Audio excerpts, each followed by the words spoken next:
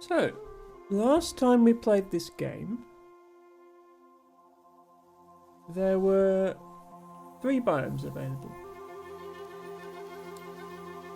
There was continental, savanna, and marine. They have now added a 4th, the Jurassic biome. And it looks like there's a 5th on the way as well, although we're not quite there yet. So we'll definitely check that out. The other thing we didn't do last time was play a larger map. So we played the small map on each biome. The larger map introduces more stuff. So the things that are highlighted in colour up here are the things that are unlocked with the small map. If I show the medium map, you'll see there's more things coloured in. I did go back off stream and improve my score on the small leaderboard. Seems like there's a lot of people tied for this score. I don't know what the first place is. This scale here goes up to 1161, so I don't know if that means that's the top score. But I did quite well. I think I got higher score than our friend Luke, who is the only other person that I'm Steam friends with who's played this game.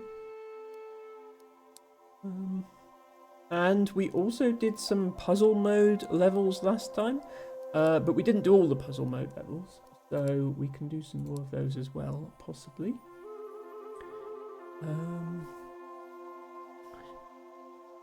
Kappa Theodorus says, just wanted to say, your streams always feel so cozy and nice. Feels like a safe space. Thanks for that. Thank you so much for sharing that. Certainly, this is a queer safe space because I am obviously queer myself. And I try to make it accommodating for everyone for other reasons as well. And I try to make it cozy. I try to share my love of botany when I'm not playing video games. I have the channel point redeemed to get a random wildflower every stream, which you're welcome to use if you would like. Eltibago says, yeah, I've been looking for some art or something to put up, also been somewhat unsuccessful. Yes, I suppose you're still considering your streaming setup, but I take it you're still planning on having a VTuber rather than a facecam? Which, well, it obviously means you've got the VTuber to worry about, but it does spare you the need for a streamer shelf. I mean, streamer shelves are optional anyway, but I've seen a lot of people have one. I do think it's a good way to accumulate stream-related mementos, like my postcards from friends and my plushies.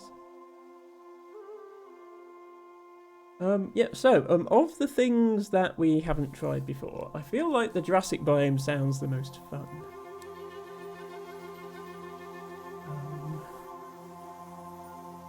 So we don't have the larger biome, the larger worlds unlocked, we just have the small world. So, it looks like we're going to be having some dinosaurs. This thing in the middle doesn't look like a dinosaur though, that looks like some sort of snail. Let's see how all of this works. Hopefully I get some sort of tutorial. Hello Starcasted, thank you so much for redeeming your flower of the day, which is a water mint. Welcome to Jurassic Biome. In this biome, you'll be using raise and lower elevation cards to form seas and mountains. Small cards affect 3 tiles, while big cards affect 6 tiles. You score +1 point for each sea or mountain tile created.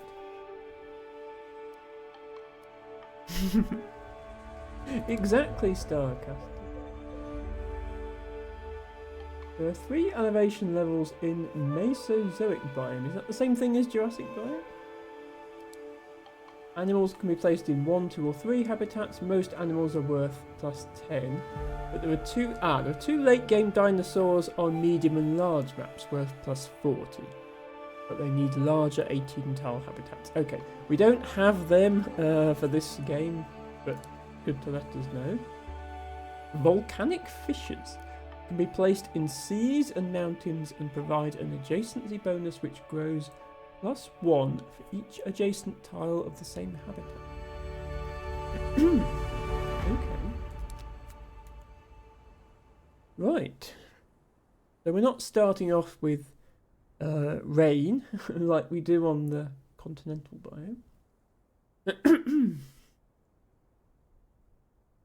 I feel like for Jurassic biome we should be starting off by building a visitor centre and some electric fences. And hiring a slightly shady looking IT guy, but apparently not. So both of these cards lower the elevation, so we don't have any choice. Okay, now we have more things. Okay, so we have coral, which is a sea habitat. We have ferns, which is middle layer habitat, and then we have rocks as a mountain habitat. Good to see ferns represented. I'm a big fan of ferns. Fun fern fact for you.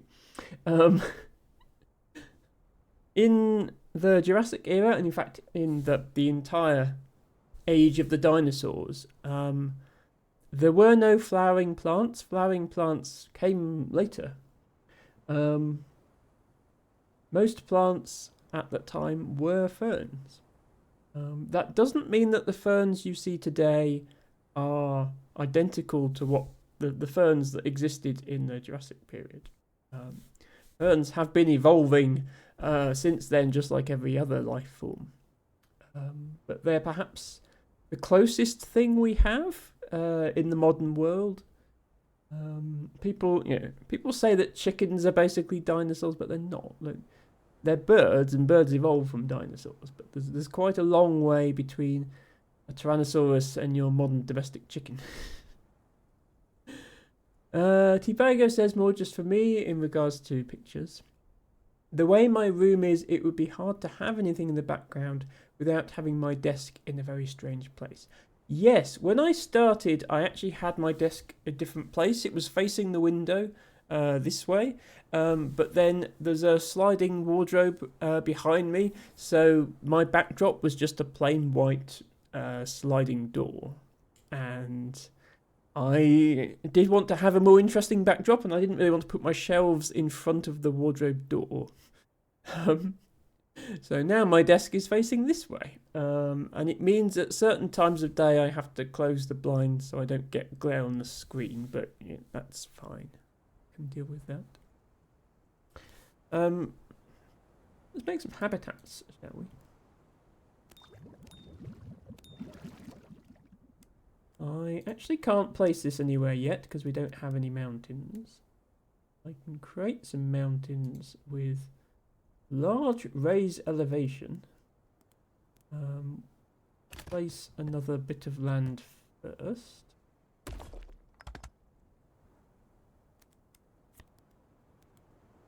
Maybe put it...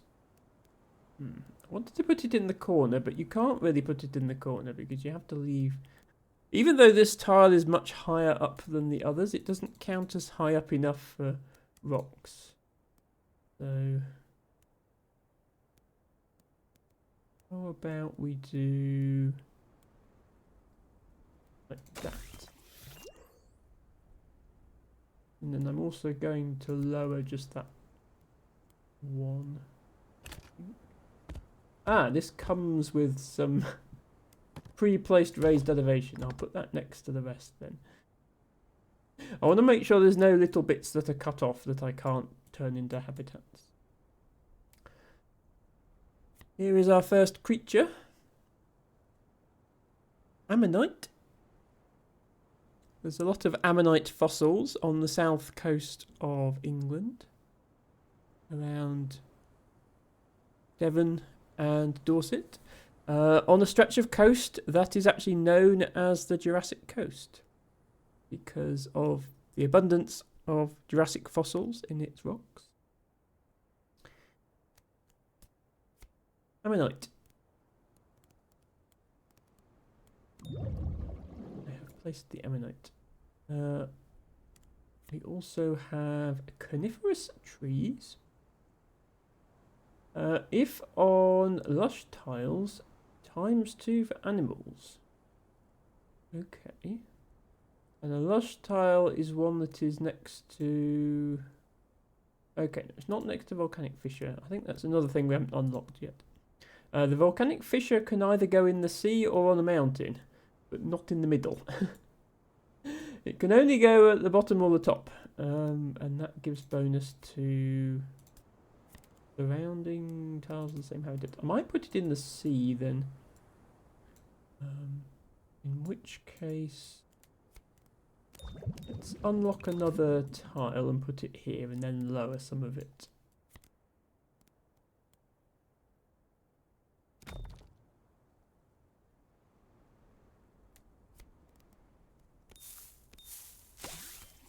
There we go. So this is a... Okay, this tile does actually have some water in it already. Oops. Not where I wanted to put it. And once again, tentacles on stream, says T-Bago. Oh, referring to the ammonite. Yes, well, quite a lot of sea creatures have tentacles, unfortunately. Right, can I fit this? Yeah, that fits very nicely there.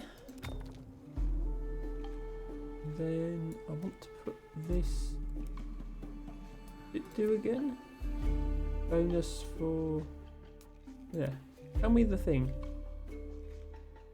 It keeps popping up what it does and then... There we are.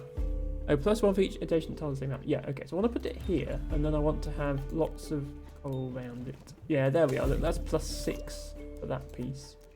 And then +7 for that piece. And fit another ammonite in here now.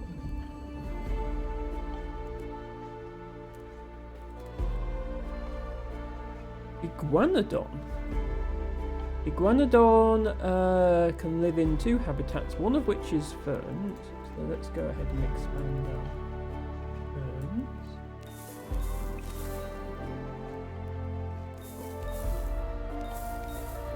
Variety of ferns this game has.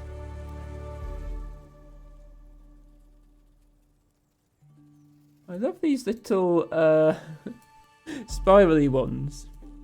I don't think these correspond with any specific real ferns that I know, but I love the design of them. Stay still. Okay, and I think if we put 3 of these in, we get a bonus. Yeah, 3 of a kind bonus.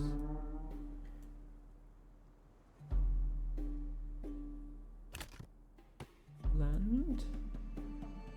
We need some medium level terrain to put forest on as well.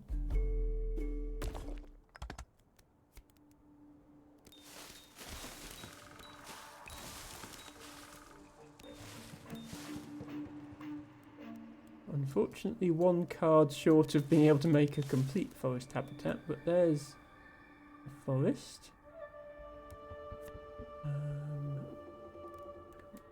Those yet. Okay, we can place some rocks. Just wondering about placing this other volcanic fissure that we got up here, so that we get a bonus to our rock habitat as well. Yeah, there we go. That's a lot of extra points.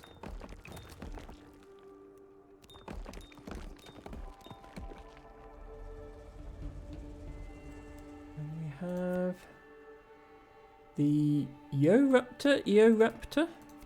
which can actually live in the forest or the rock habitat.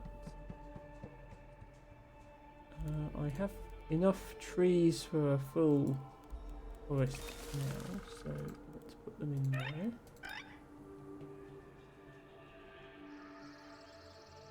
There they are.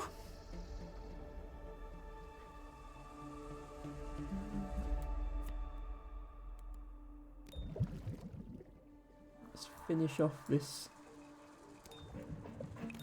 coral so we can have a full complement of tentacles for T-Bago.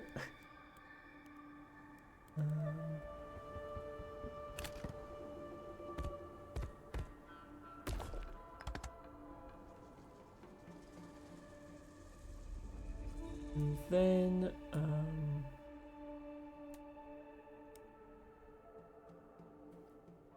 enough ferns to make another complete fern biome. The way the biomes work in this game, they can't touch an existing one, so if I put a tile here, that would count as another tile for the fern biome that we already have, and would not allow us to, fern habitat, would not allow us to create a new one. So I need to start a new one over here, for example. Go around like that.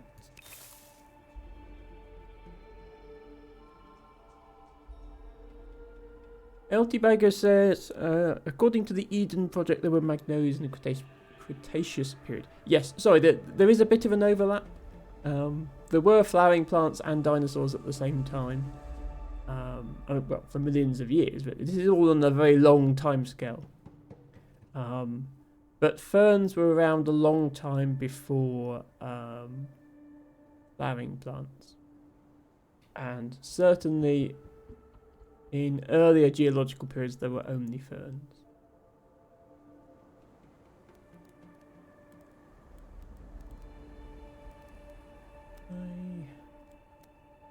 I can put these guys in here. There we go. What was that noise for? We need more rocks. Complete this habitat.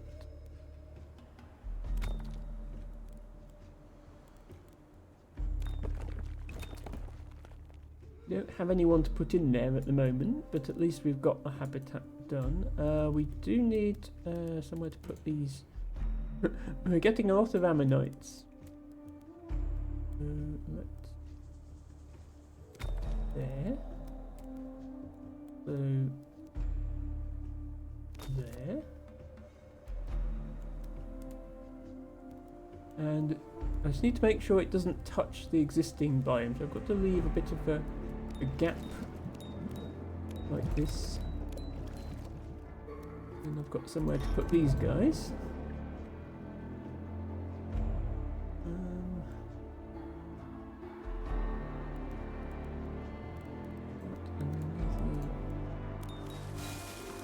These over here.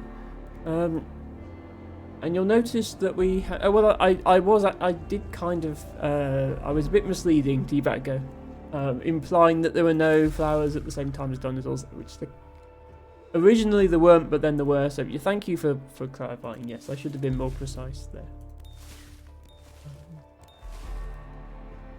Okay, we have a new animal.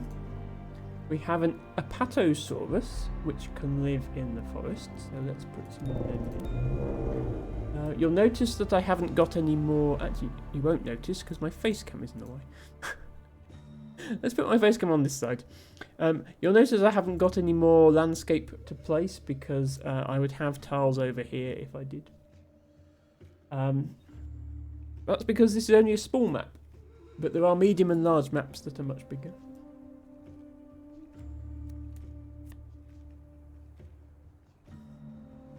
Okay, we also have Ankylosaurus or Ankylosaurus, which is another one that can live in the rocks. We've got either of these can live in rocks, but this one can also live in wood, and this one can also live in the ferns. Because we've got two of these, I'm going to put them in the rocks.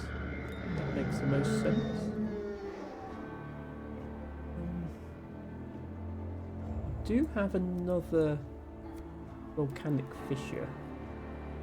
Since I can't place any habitat here because it would connect, I might as well use this to give a bonus to the surrounding tiles.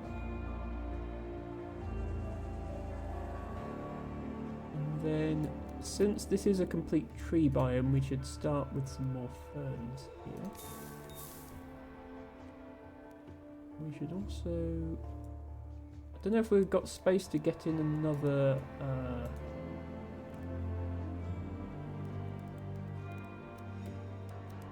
the rock biome.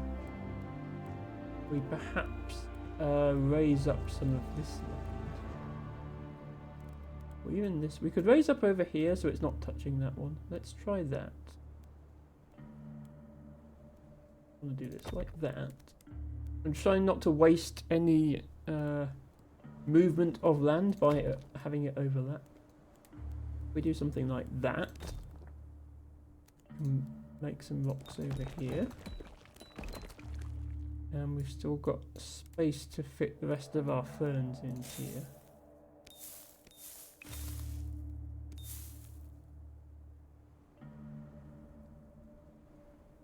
And then we really need more. We've got all these ammonites and nowhere to put them. We can put this guy somewhere. And that is just enough. Okay, yeah. So when you get over the point threshold here, it gives you more cards. That's just enough for us to get more cards, which allows us to complete that one. We can also put a second one in there.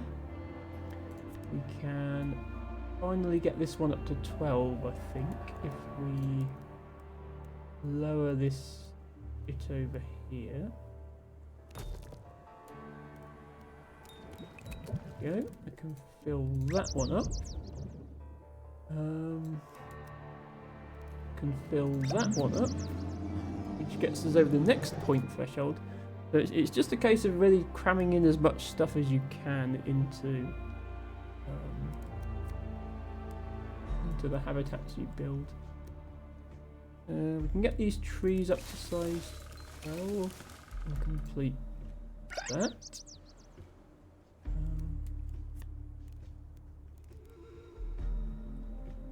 These guys in our ferns.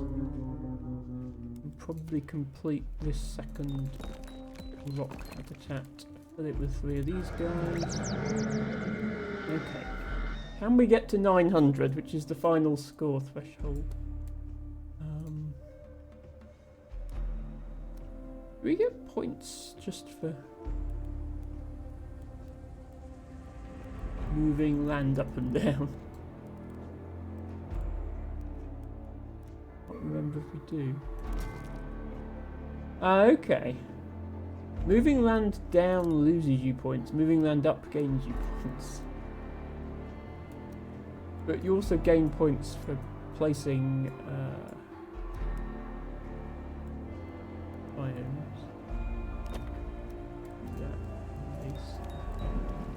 Another snail in there. There we go. We get to 900. We're not going to get to 1200. I don't think that's actually possible on a map this size. So let's see if we can fit anything else in. We can place another volcanic fissure for a few extra points.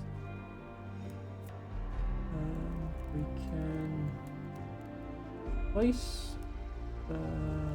we haven't got the right type of dinosaur to fill up this forest. Sorry, chat has been happening. Hello, Skylord Zoe. Sorry if I've been ignoring you. Your hair looks gorgeous, says Skylord Zoe. Thank you so much. I do my best to take care of it. It's a bit missing at the front here now. But I do appreciate that compliment. And also, hello, Blowhigh. Say hi, Blowhigh. Do they have a name? Blowhigh is just called Blowhigh. but he is soft and cuddly and we love him.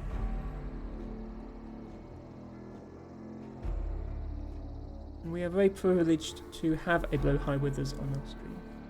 And hello also to Disguised Cat, who says, Ankylosaurus. Ah, thank you for clarifying the pronunciation of this guy. Ankylosaurus. Thank you.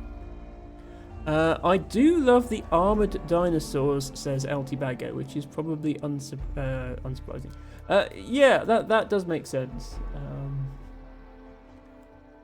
I don't know how accurate the depictions of dinosaurs are in this game. I know that some of them are supposed to have had feathers, but that wasn't really known when they were first discovered. I'll just squeeze in some extra. I can't go there because it will merge the habitat, but even if I make this habitat too big, I still get points for it. So let's squeeze every point out of this that we can. And then what I can do for this incomplete habitat is you can trade cards. So you can take 3 of one thing and swap them for 1 of another. So I can get another of these guys to finish this off. There we go. And I think every habitat we've created is full now. And I think we don't have room to create any others because the only thing I can place here is rocks and it would merge the habitat. There's not any way to trade for volcanic fishes, is there? No, this is greyed out. In that case, we will end the game there. 962, and I got a bronze and silver medal. Okay, so 1050 must be possible. And I need to reach that goal to unlock a gold medal, I guess. You saved the natural diversity.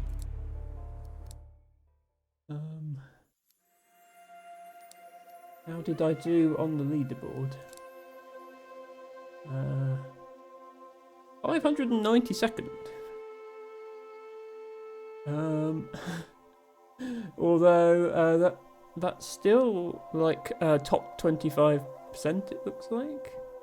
So wow, actually, This says 75%. Does that mean 75% are below me or above me? Looking at this graph, it looks like below. So in other words, it's top 25. But I don't know. But it's certainly possible to get over 1050. This is the gold standard. Altibago says the side spikes may be a little exaggerated, but it's a fairly typical depiction of Ankylosaurus. Thank you for confirming.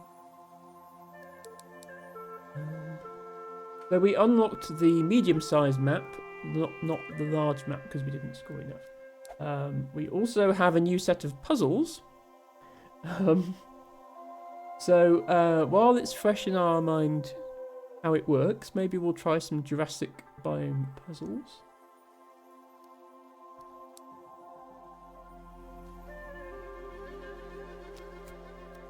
Okay. So for the puzzles, there's an exact score you have to get, which in this case is 108. You have usually a very small map to work with, and a small set of cards. I have 3 different dinosaurs. This one actually was not in the small map. You'd have to play a medium or large map. Stegosaurus.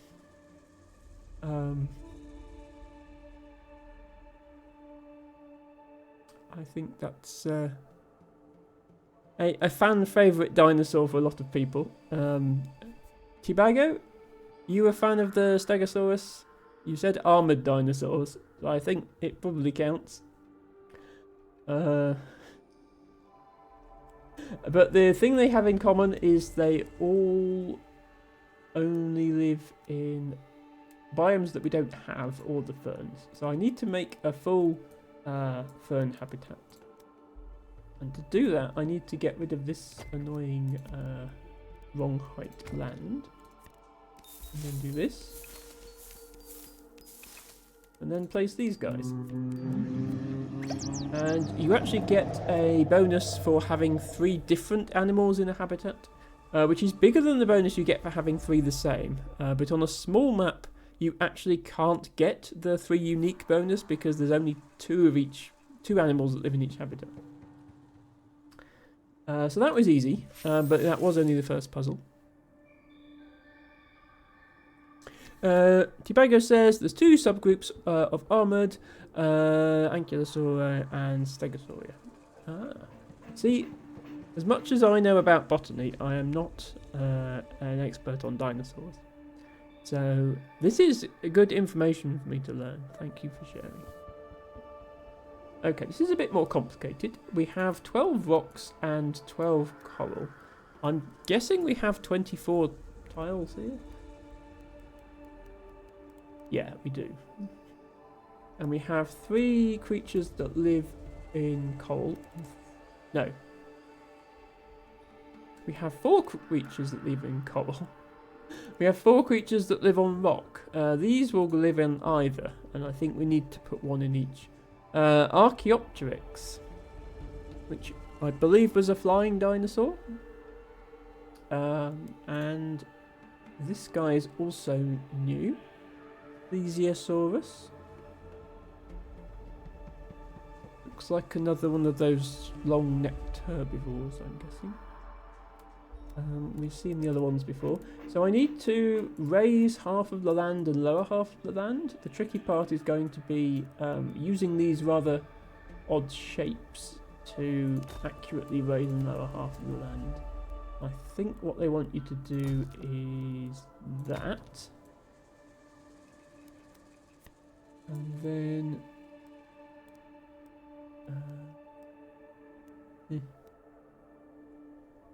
that, because the small raise and lower is always this sort of 3 hexagons arranged like that shape. But there we go. If I've counted everything correctly, we should be able to fill this all with. Altibago says 2 major subgroups. That is right. Okay, yeah, I'm sure there's more complication than that.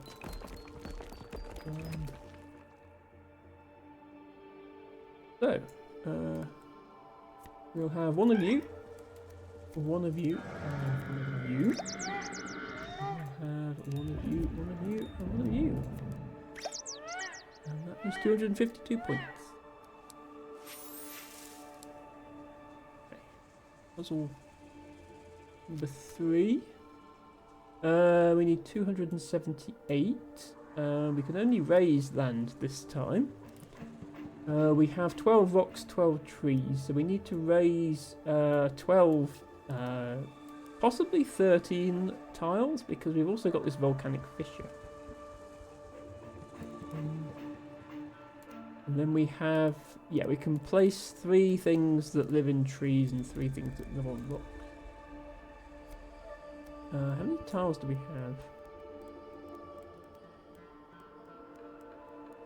Yeah, we have 25 tiles, so we do have enough for 2 complete habitats, plus an extra space for this. How many tiles can we raise or lower? 6, using each of these, which is 12, and then we could do a 13th with that. Yeah, okay. So we should be able to...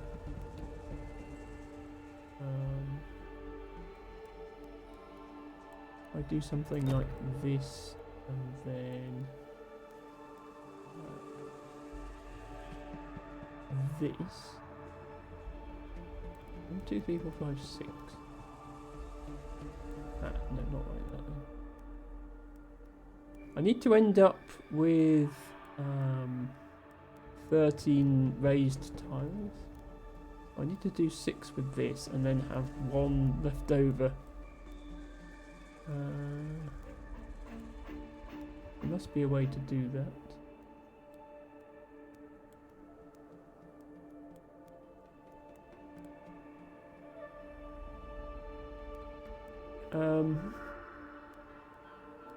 Well, yeah, 6 and then 1 left over, but also I then also need to I need to have like a complete area of 7 hexagons, 6 around the edge and 1 in the middle, that I can put this in. So I think it's 2, 3, 4, 5, 6, 7. Yeah, that and then this one. Then I can put this here because I want to maximize the bonus I get from surrounding it. There we are. Because if you surround it completely, it's +8 for the last pile. We can do that, and then 12 here. And this ought to be the maximum possible score. Hopefully, is going to match what we're supposed to get. Looks like it is going to, which is good news. 378. I didn't actually look what that creature was. Oh, not that one. This one. I'll look at that next time it comes up.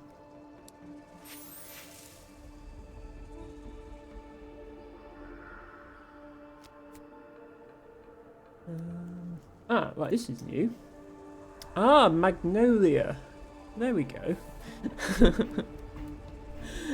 LT Bago was just saying, according to the Eden Project, there were magnolias in the Cretaceous period. Well, the game agrees with you, LT Bago.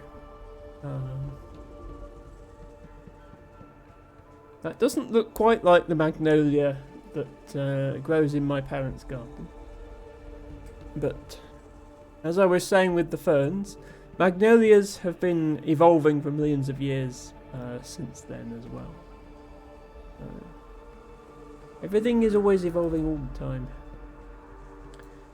Looks like we need to have 12 water tiles to place coral in, 12 middle level tiles for magnolia, and 12 top level tiles for rocks. So some of this water needs to be raised. No bees though, pollinated by bee tops. Yes, indeed. Bees were not a thing yet.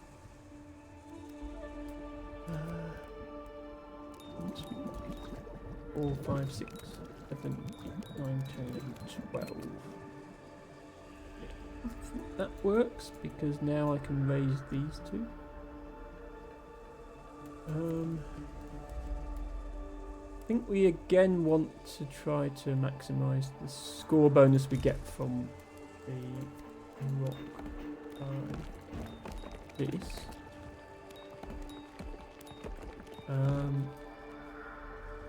And then, actually, hang on. Is there space? Is there actually space for the magnolia habitat? 1, 2, 3, 4, 5, 6, 8, 9. Okay. There's just about space. I need to also lower this one again. No, wait, no, I need to raise that one. There we go. I think my score will still be okay.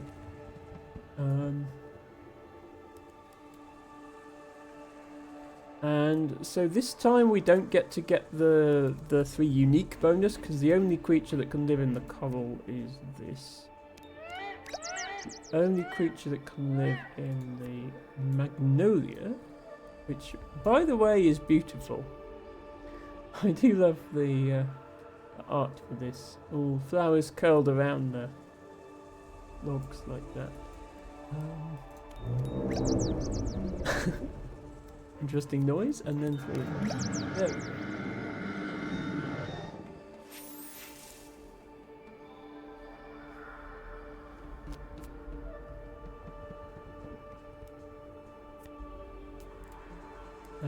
Right, we have a new thing. Jurassic River makes adjacent lowland tiles lush, which then gives a ×2 bonus to animals in either of those biomes. Okay. We don't have any raising or lowering to do, so we can't affect the height of these 3 tiles. We need to be able to. We need to have 24 tiles available to put these in. 1, 2, 3, 4, 5, 6,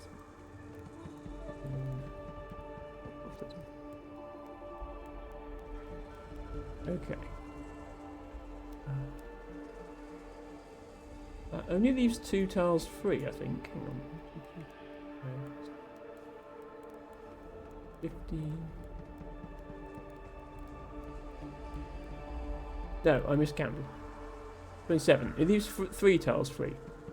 So our river can only take up 3 tiles if we want to have a complete habitat of each type. I think it needs to be these 3 tiles so that the river goes into the water here. So we can take up all of these tiles because we're not using them for anything. So I think it's that is our river placement. Yeah. Again, I love the Jurassic River graphics.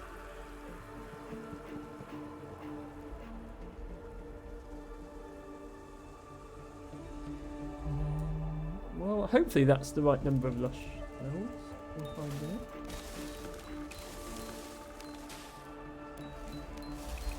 Hopefully I counted correctly with these as well. Okay, yes. So...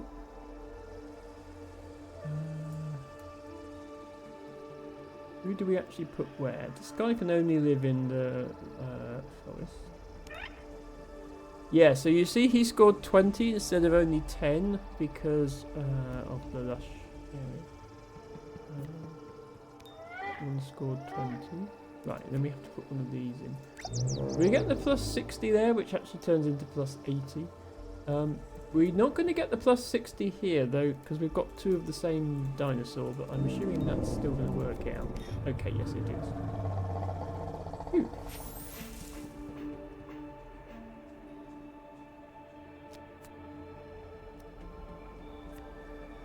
Iguanodon. This looks like a simple... we need to score 128, and we have a river available. If I was to just place these, that would not score 128, that would only score 84, but we have 4 tiles available. So let's just reset actually. So we can use 4 tiles as a river. I think you have to start a river on a high ground tile. You can't start one on here. Can I raise just 1 tile? I can if it's that one. I think I want to put the river down the middle so that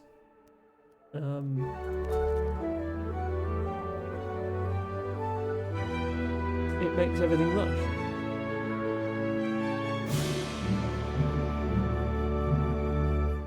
Hello Rooney, thank you so much for raiding with your party of 8 viewers. Hello to Harry, Otto, Octavian, don't think I've seen you here before, welcome. And of course Rooney. Rooney, do let us know what you were raiding and whether it was a success. I was lurking in there briefly earlier. Otto, thank you for redeeming your flower day. Everybody, please go follow Rooney. They are amazingly cozy. They play mostly, I think, RPG type games or story-based games. And for anyone joining me for the first time, welcome. My name is Emma. I'm here every Friday, Saturday and Sunday. I say every. I'm here most Fridays, Saturdays and Sundays. And I usually play puzzle games. This is a game called Preserve, about building a landscape out of hexagons. Very similar in concept to one of my favourite ever games, Dwarf Romantic, but a bit different in the actual mechanics. Now then, where do I want this river to end if it's 4 tiles? 1, 2, 3, 4?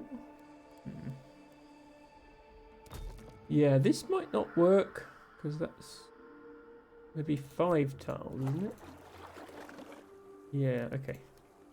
I need to figure out how to make it be only 4.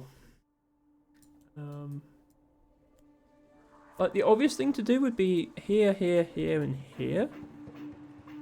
And then everything becomes lush. But I can't raise only this one. So I could raise these 3.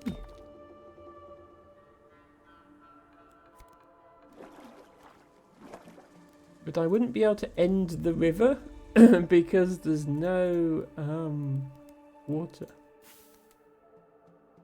So... Oh, do I... Ah, now I do that?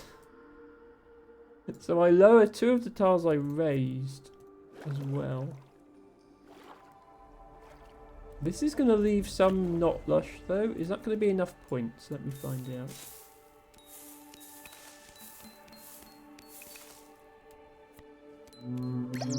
Ah, okay. That's actually 2 more points than we needed. I wonder if there is a way to make those final 2 tiles lush, because that would be even more points. 130 out of 128. We beat the target. Rooney says, hey Emma and chat. Yeah, we got quite a bit of story done, and I think reached the furthest point I had played before in story, so going to be interesting going forward. I think I saw this played before. How are you liking it? Yes, I have played this game once before. However, when I did that, it was in early access. So there's more to the game now than when I played it. In particular, they have added a 4th biome, the Jurassic biome, which has dinosaurs in it, which is what I'm playing right now. We did not have dinosaurs before.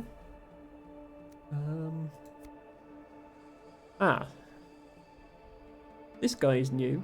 Let me move my face cam again, because otherwise you can't see. These are the 2 that need the bigger habitats. So we have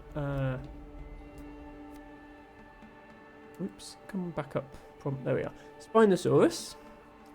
So minimum habitat size of 18 instead of 12, but it gives you more points. And also this guy, minimum habitat size of 18.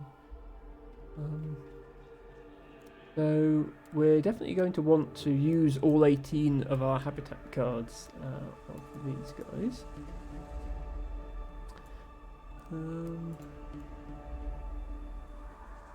But yes, in answer to your question, Rooney, I am enjoying it. Not quite as much as Dwarf, but it has a lot of nature, and I appreciate nature. And I've learnt some new things about dinosaurs today, which is always good. Hairstylosaurus says Devago, presumably referring to this one. Yes, I do like that. Okay, 18. Do we have 18 water tiles? 1, 2, 3, 4, 5, 6, 7, 8, 9, 10, 11, 12. No, we have 12. Okay, so we need to lower another 6 water tiles. We only have 1 lowering card. We need to make sure we use it to its full extent.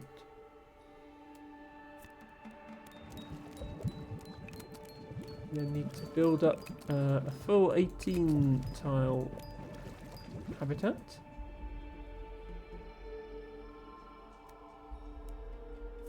There's 3 of these guys.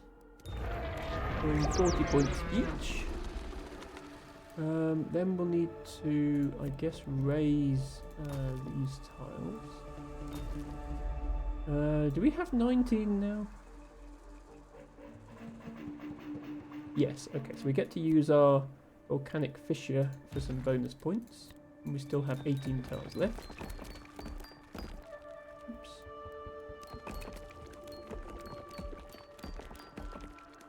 And then we place... these guys score their normal score, but we also get to put this guy in because it's 18, and that's just enough points There we go. I'll do a couple more dinosaur puzzles and then we'll maybe go and look at a medium or large map on another biome.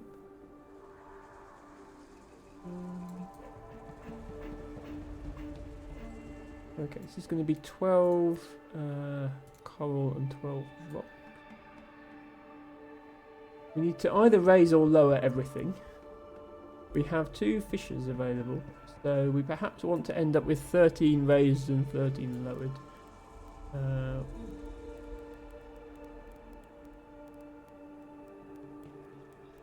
Yeah, there's 26 tiles in total, so we need to use both of these.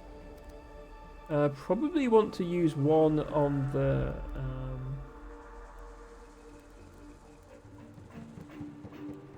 water and one on the rock.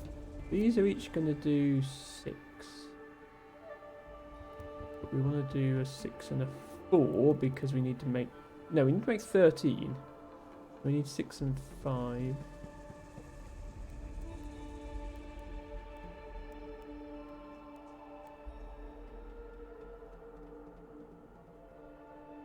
Oh, we've got a 1 to lower it as well. So that's 4. That's 8.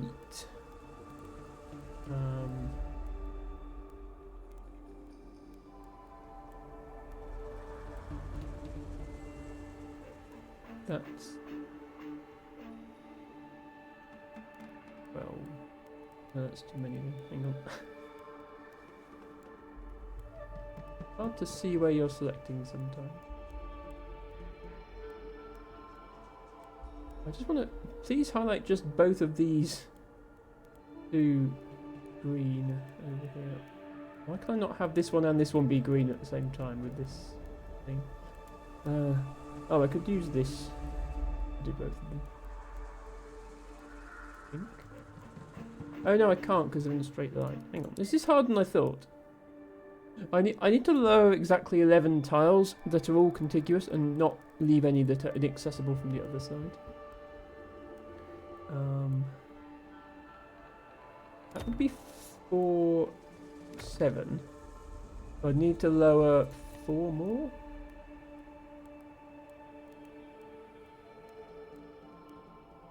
Like, this doesn't work because it leaves 1 detached. Surely there's a way I can make 4 here. 5. That's 4, but in the wrong place. It's 3.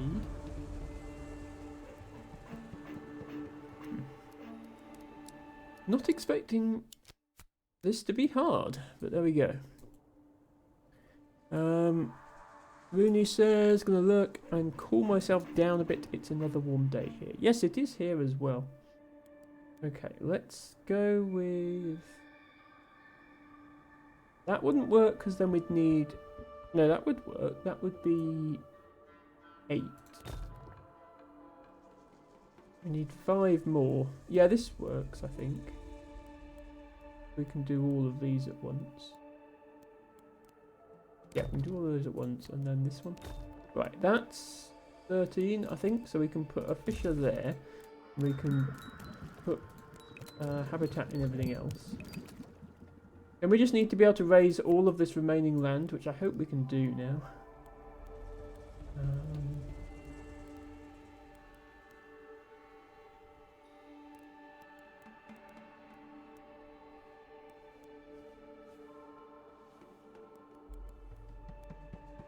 Do that.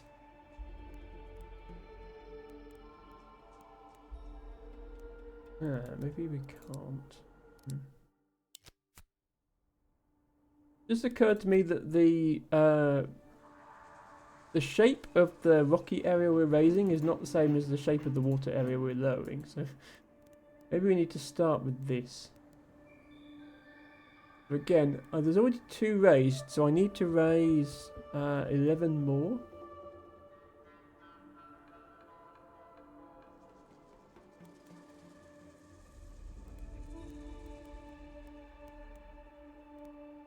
Hello, Raven. Oh, I got Beamed while in the bathroom. Hi, Gertrude. I take it you came in with the raid. Good to see you.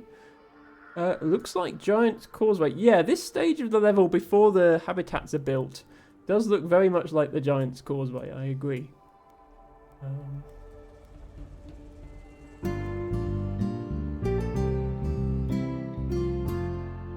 Nespa, hello. It's so good to see you. Thank you so much for resubscribing for 17 months. That is incredibly generous of you, Nespa. I hope you are having a good day. We are playing a little bit of this game, which is called Preserve, and I am struggling on this puzzle for some reason. But Nespa, I hope you are well.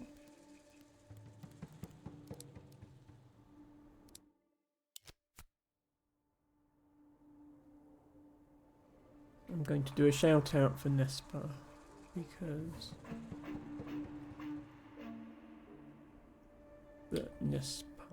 because they are awesome and they are best streamer and they play Nintendo games, especially NES games,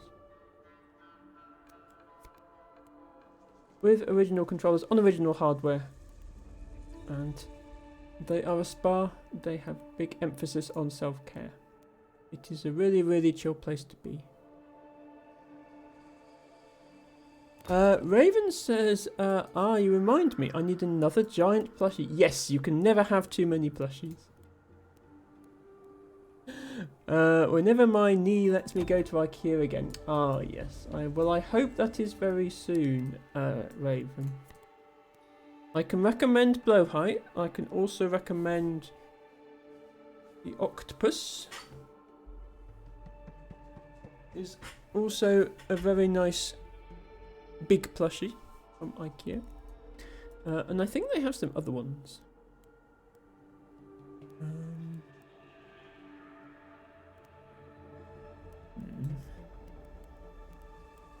Not sure why I'm struggling so much on this one puzzle. If I do that, how many is that? 1, 2, 3, 4, 5, 6, 7, 8, 9, 10. Okay. So we need to do 3 more. If I could get this one, and this one with the same tile, that would work, but I can only get 2 of them. I suppose in theory, I could also just lower everything here, and then put both of the fissures into the... Yeah, I could put both of the fissures into the water. Is that what you're supposed to do? Is that why I couldn't get it to work? It must be possible to do these 4. Tell me it's not possible to do these 4. Okay, it's possible to do this.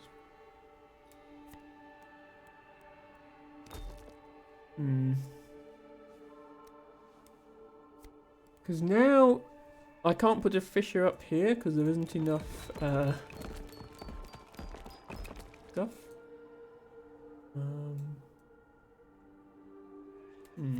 I could put one here and I could put one here. Is this going to be enough points?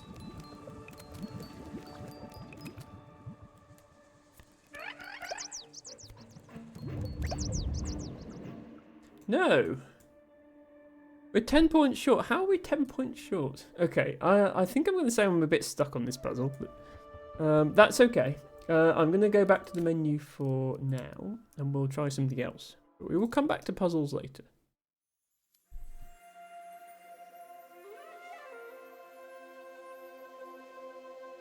Nespa says, IKEA big, need good knee for IKEA.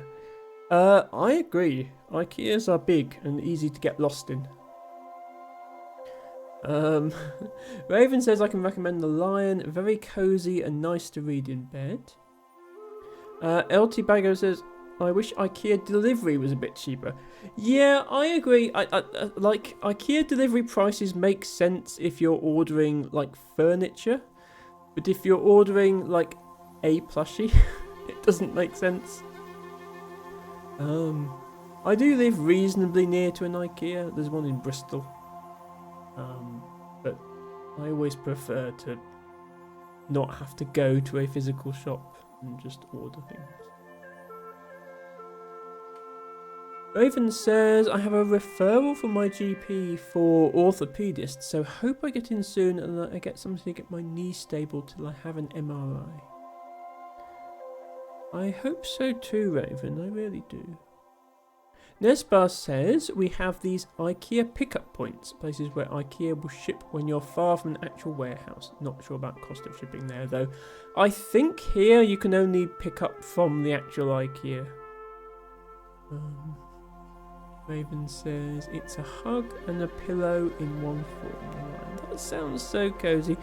Blowhigh honestly makes quite a good pillow as well, I have to be honest. We have 3 IKEAs here, but at least I have all the paper stuff. They are so cozy. People think that plushies are just for children, including IKEA's marketing team, I think. Blowhigh is for everyone. Blowhigh is not just for trans people either, if anyone has that idea. Blowhigh is for everyone.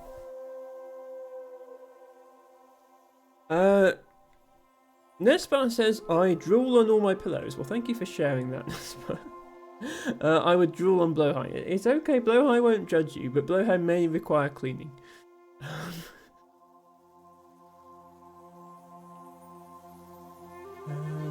It doesn't hurt if you're cool. You mean in regards to Blowhigh ownership? I would encourage straight cisgendered people to own Blowhighs as well. But I think they have a calming influence. And I think the world would be a better place if everyone had a Blowhigh. Nespar is not thrilled at the prospect of laundry. I know that feeling, Nespa. In regards to plushies, but I think yes, it's good for everyone.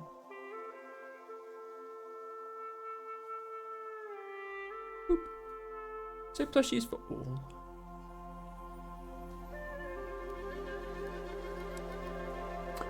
Let's go back to one of the other biomes for a bit. I did want to try a larger map because we've only played the small biome so far. We've got 1048. So I'm curious to see what changes when we have 9 animal types to work with instead of just 5. And there's also an extra habitat. So there's now 5 instead of 4. There's also whatever this is. I'm not sure what that is. So let's get that going. Tibago says, I am straight-ish cisgender and have short friend to all. Exactly, yes. Tibago is a good example of my point. Tibago has a Blowhigh and loves it very much as well. Plushies for all beings. Welcome to the Continental Biome. So yeah, these special cards, we did get a special card briefly in one of the puzzles, but we haven't had one in a regular game yet. So I need to figure out what those do. I know about the other game mechanics. Yeah, so for fulfilling the second continental objective, have a river at least 18 tiles long, you will receive the Watermill card. Watermill boosts lake and river adjacency bonus by +2 and must be placed on a river.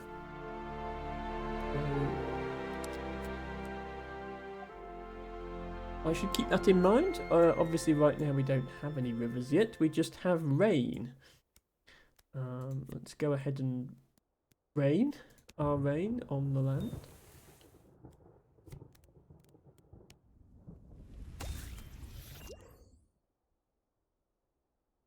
Raven says you can be cis and queer. Yes, absolutely.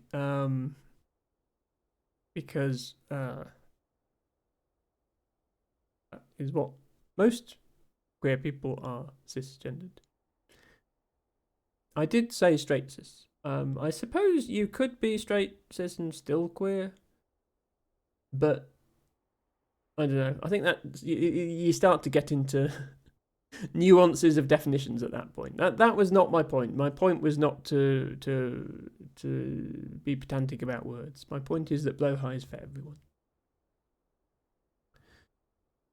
No shark for you, says Nespa. Oh, is that the Nespa, the golden kappa Nespa emote. Nespa says, imagine claiming ownership of an entire species based on one's identity. Well, not an entire species, just an entire brand of plushie. I don't think anyone is claiming that literally all blue sharks anywhere in the world, including real ones, belong to trans people. LT Vega says, been eyeing up that huge bear, to be honest. The jungle skog? Jungle skog? I don't know how to pronounce IKEA words. I figured out blowhigh with a bit of help. It's not blaha or blahaj. It's blowhigh. Okay.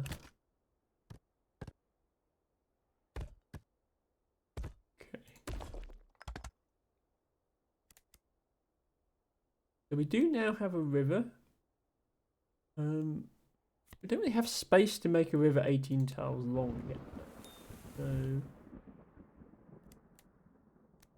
keep going with our rain.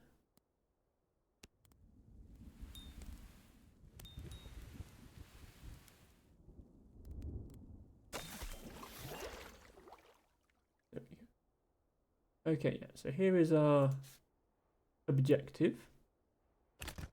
Let's try to place some land to assist with that.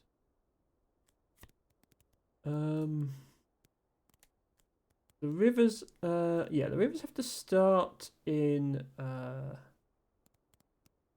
mountain, the rocks, and then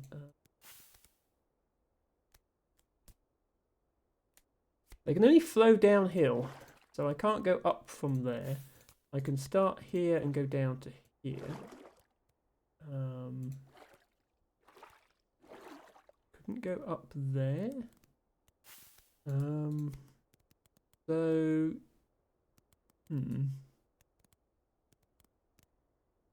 I think I need to go a bit further before I have space for an 18 tile river.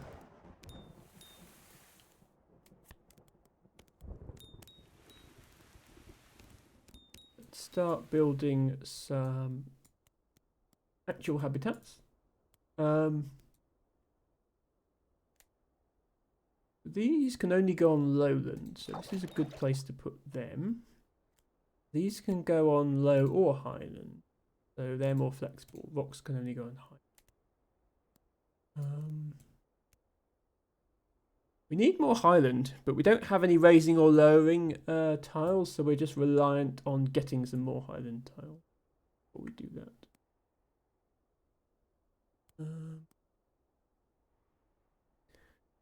Nespa says there's been an increase in shark attacks, specifically among members of the trans community. I think members of the trans community, Nespa, have enough problems to deal with in their lives without shark attacks being added to the mix. Jungle Skog is the range, much like the octopus name. It means jungle forest. Okay, so that's not specifically the bear, it's the range of plushies that include the bear. Yeah, that makes sense. I don't think I've looked at that range, actually. I'll have to have a look soon. There may be more plushies coming to Emma's house in the future.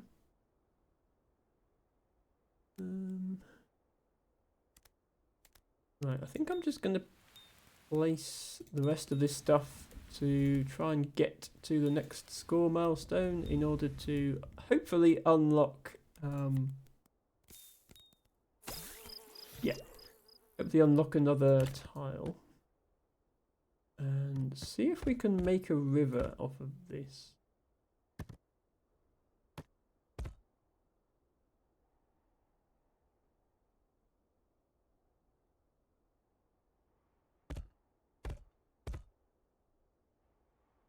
If I do that, then we could start like here.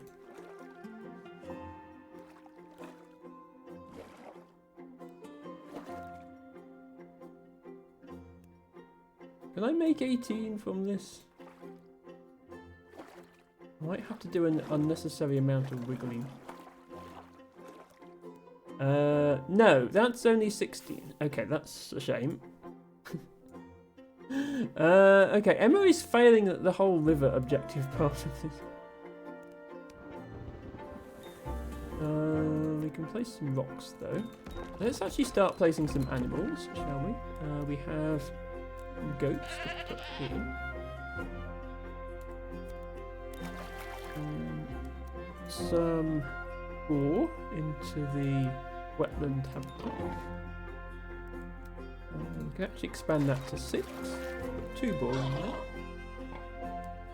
And put some bees in with the flowers.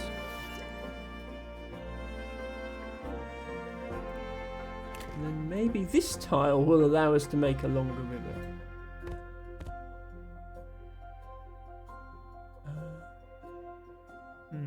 Yeah, this looks promising actually, if I put it here. Right, now I think we can get to 18, because we can do like this. We can come all the way over here. Please tell me this gets to 18. Okay. It's unnecessarily, like, we're not getting any adjacency bonuses from this bit, but I just want to see what happens. Okay, when I want to see what happens when you place an 18 tile river. You get the water mill. Must be placed on the river, +2 to all freshwater adjacency. Yeah, this is not optimal, but I don't care. I'm just going to do that. Yes, so every, actually, yeah, it's +2 to all freshwater adjacency. Not just freshwater adjacency on the river that you placed it on. So the pond got an adjacency bonus as well, which is nice.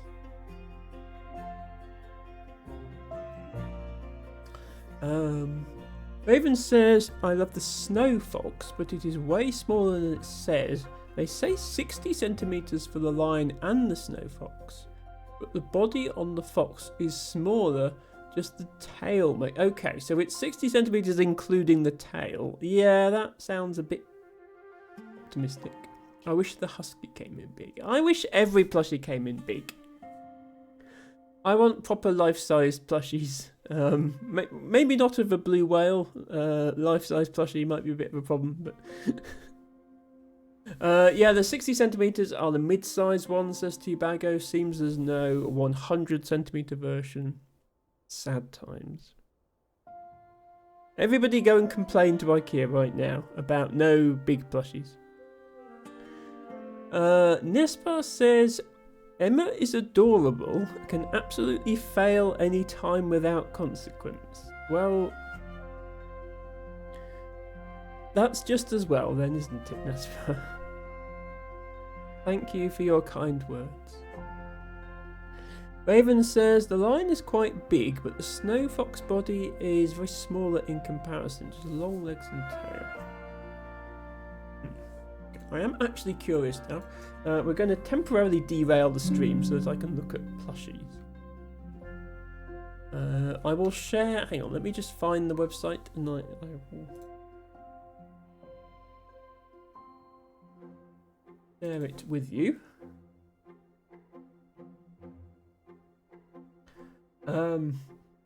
So this is the Skogstuva soft toy Arctic fox white 60 centimeters. So the 60 centimeters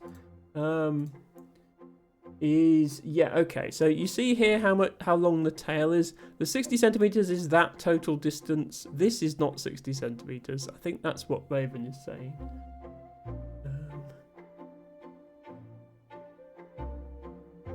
What else is in this range?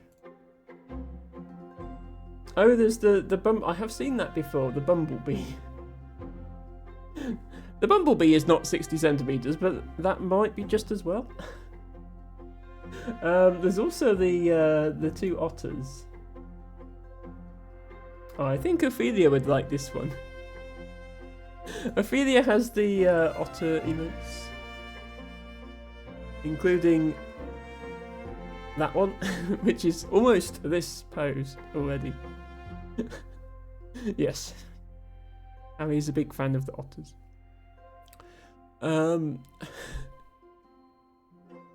Plushie is hidden in the kids section. Noble path for grown-ups. No, you can order them online, okay? Nobody need know in the IKEA store that you were buying a plushie. Nespar, thank you so much for redeeming your flower of the day, which is a hedgerow crane's bill. Oh, right. It's a bit late for Quiet Hi, Nespar. I've already been talking to you for several minutes, but thank you. T-Bagger says there is also an IKEA Brontosaurus that may be problematic if life-sized. Yeah, I mean, who doesn't want a plushie that's 3 times the size of their house? No trampolines for bouncy people. Why not? Surely bouncy people would be ideally suited to trampolines. The lion is also 60, but he is big. Okay, yeah, so the lion measurement, I guess, doesn't include the tail. The lynx. Yeah, so the lynx, it says 60. Yeah, look, the lynx is a lot bigger than the Arctic fox.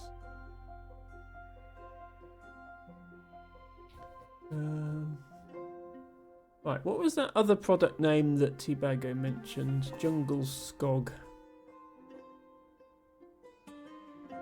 There we go.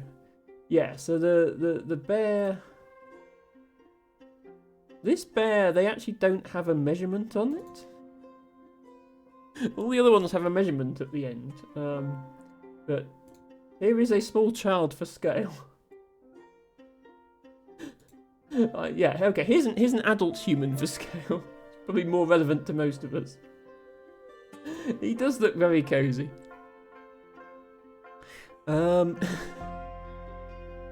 Sea otters are darling, says Nespa. Yes, Nespa, I don't know if you've ever watched Ophelia, but she has, she has some of her own custom Bluephilia emotes as well. But she has a big set of otters, and I love them so much. It's one of the most common sets of emotes that I use on other people's streams. I mean, I use my own, but I do use them a lot. Especially since I have this one. Ophelia 55 Emma. It's an emote named after me. Because it's got a flower in the hair.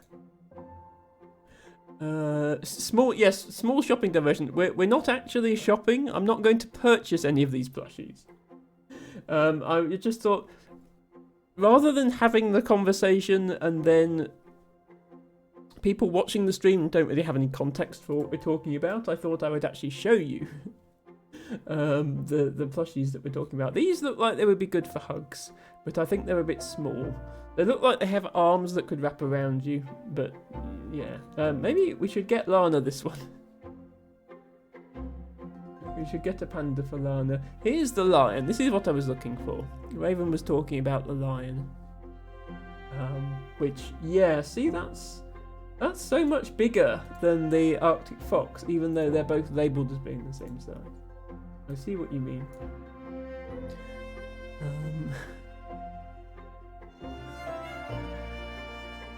The line wraps around the neck, rather. Oh, I see. Yes. Okay. We also have tiger, lion cub, and some little ones. Is there any way to look for just specifically plushies? I don't remember if I tried this. Obviously, Blow High comes out first. Blow High is first in our hearts and in our shopping bags. But yeah, they have a lot of them now, including this one. This is not Blow High. Some people see this and think that it's Blow High, but it's not. It's a different IKEA plushie that is blue and also a sea creature. It's a blue whale rather than the blue shark. But it also comes in the big size, like it would be this size. So I'm tempted to get this one, but I don't want Blow High to feel jealous. Raven says I gave him a haircut because the brown... Oh, the mane was itchy, was it? Oh, right. Interesting. Giving a plushie a haircut is an interesting thought. Blue Haze, says Majo. Glad to see you're still here, man. Yeah, this one is called Blovingad, not Blowhigh. Which I'm assuming means whale. Like, this must mean blue whale, but I don't know that for certain. In the mouth of this big blue whale, there is room for pajamas or a treasure. Blowhigh's mouth does not open. Well, or is permanently open, depending on your perspective. But you can't put pajamas in here. This soft animal is a true friend who can keep a secret, play and give hugs when needed. I mean, that's really all you want from a friend, isn't it? Keeping a secret, playing and hugs. Can I hide bedtime snacks in it? Says LT Bago. I mean, you can hide anything in it that will fit. Yeah, it's... Can I zoom in? The mouth is like a zip.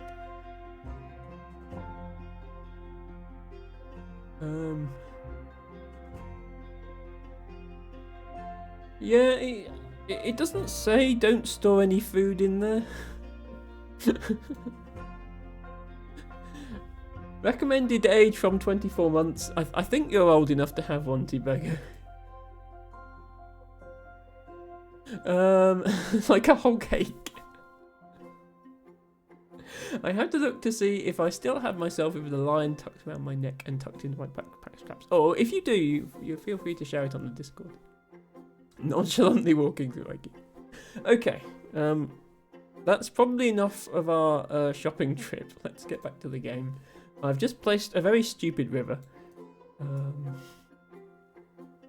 Let's continue building our ecosystem, shall we?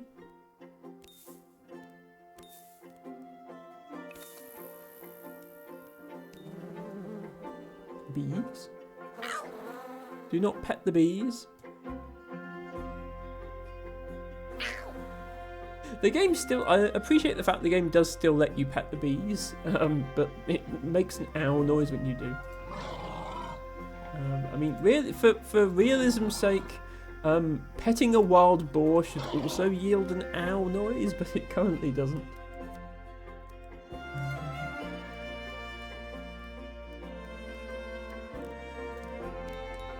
In a few bits of rain here. Let's do another pond as well, because why not?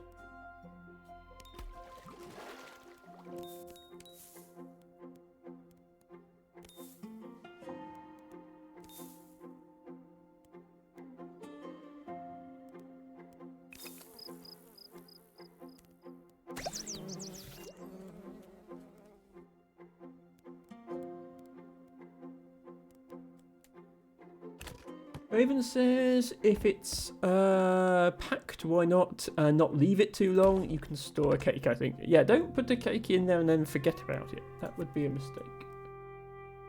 We're getting a lot of ponds offered to us here. We've got another river as well. I suppose we don't need to make another length 18 river, so we could just make a shorter one at this point. I was hoping for more high ground tiles because we can't actually make a big biome there at the moment. So I'm reluctant to take up a high ground tile in order to start another river, but I probably can.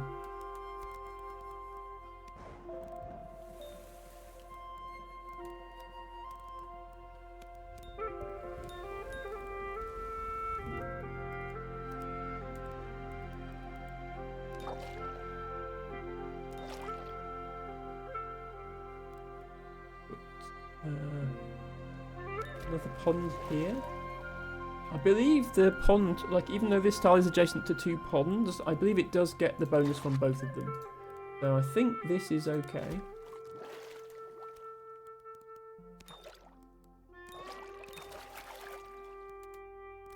Now we can complete that habitat. We need to get some tall grass going. It's nicely up there. I still haven't done a 3 different animals in one habitat thing. Right now I can't because I have 2 things that live in tall grass, 2 that live in wetlands, 2 that live in the wildflowers, 2 that live in forest, and 2 that live in the mountains. So maybe I can get to the next milestone and then I'll unlock something that works.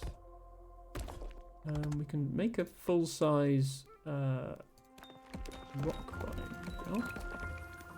biome. We have 9 mountain goats. Let you spare one to go in there. No idea why the game has decided to give us so many goats when...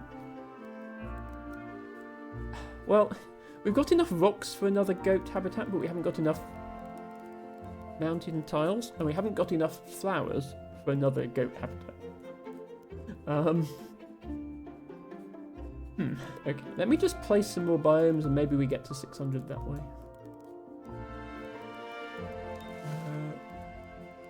We'll do some trees over here.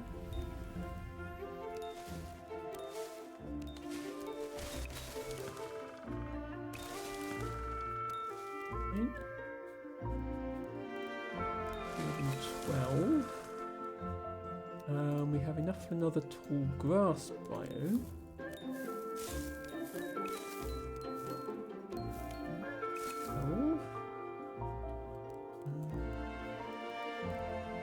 Okay, yeah, we're gonna have to put animals in these biomes as well, I think. Let's start this. We need to make sure we save low ground tiles for these. So,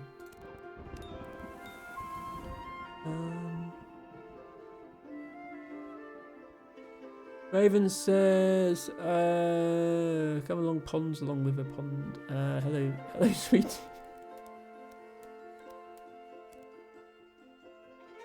Hello, sweetie is the greeting from Sarah with Stars streams.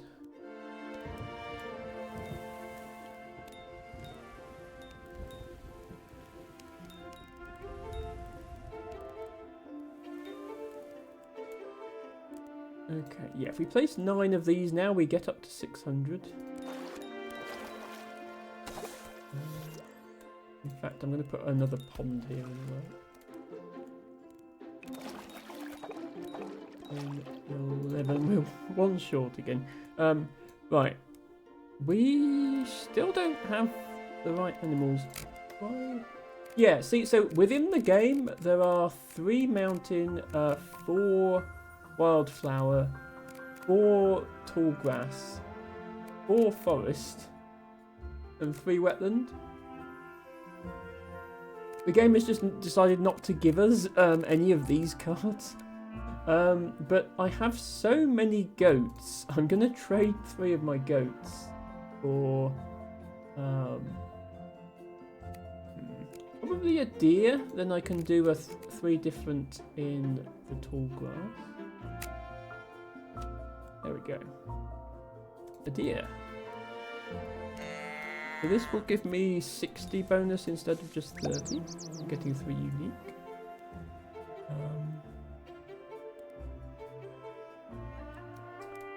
Wondering about trading in even more goats. Or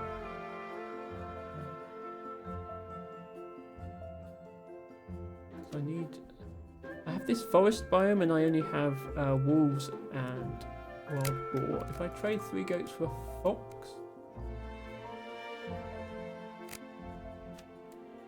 then I can also get 3 unique in here. There we go. Okay, and that gives me more cards. I was hoping it would give me more cards and the cards would be different animals, but it didn't. Oh well. I can finish this biome. If I wanted to put 3 different animals in here, I would have to get a goose. I could trade 3 of those guys for goose. I don't want to run out of cards though. Some more land down.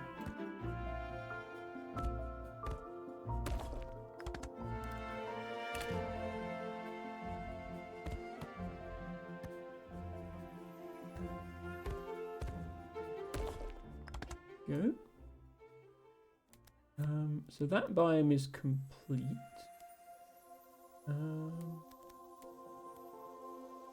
Space for another forest here.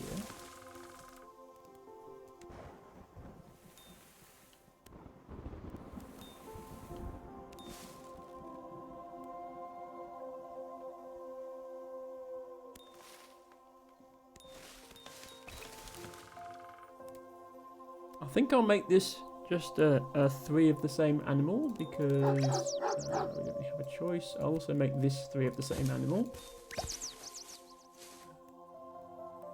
And I'll hold out for maybe having this be different animals. We'll see.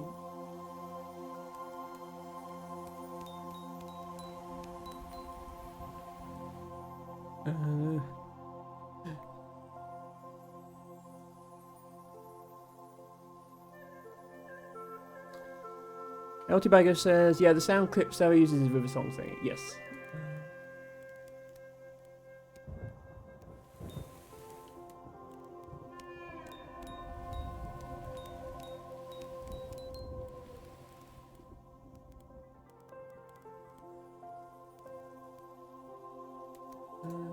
Another wildflower biome. Okay, our final bit of land just unlocked. Did we get... Ah, yes, right, we got a goose. I've never been so pleased to see a goose. We have... Actually, we have 3 wildflower animals or 3 wetland animals. I think I'll go with wetland. Yes, goose emotes in chat, everyone. Also, can you pet the goose? This is another thing I would not advise in real life, petting a goose, unless, of course, it's a calm, like a farmyard goose or something. They can be pet, but not like a Canada goose or a snow goose. They can be aggressive, especially if they have babies. They have young. They might try and bite your leg off. They won't succeed in biting your leg off, but they'll still try. Actually, I want to put this here.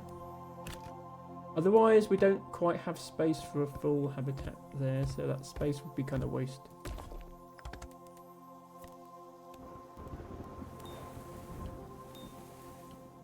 Right, before we run out of space entirely, let's place some more of our rivers. We've got a good opportunity for a river over here. Actually, we kind of haven't, because it's got nowhere to go except the other river. Where have we got a good opportunity for a river? Here.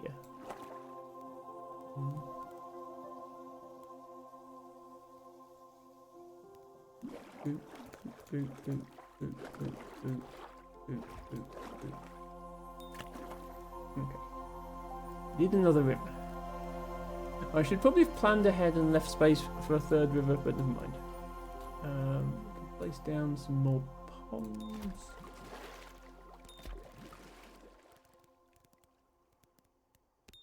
Yeah. A lot of what I'm doing is not optimal. I did my playthrough of the Small World off-stream was a bit closer to being optimal. And I maybe should show off what I did in that playthrough if I maybe try and do another one like it, but this is okay for now. Have we watered everything? I hope we've watered everything because we've only got 1 rain cloud left, but it looks like we have. I think we're going to be a little short of animals. Oh, right, never mind, we got some more. We got some more animals at the last minute. I said we're going to be a little short, but I think, yeah. Because we traded in so many goats, but it's because the game just wasn't giving us some types of animal, and now it is giving us some types of animal, which is nice.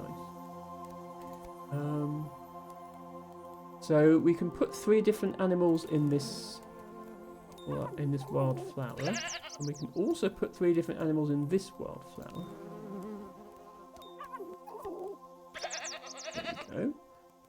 And then we have enough for another forest, and we have 3 forest animals. Do we have space for another forest? This is big enough, isn't it?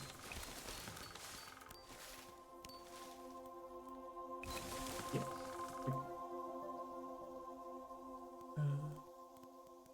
Oh, we've given another pond. I didn't even notice. I put it there. So we can get 3 different ones in this one. Okay, that gives us another unlock.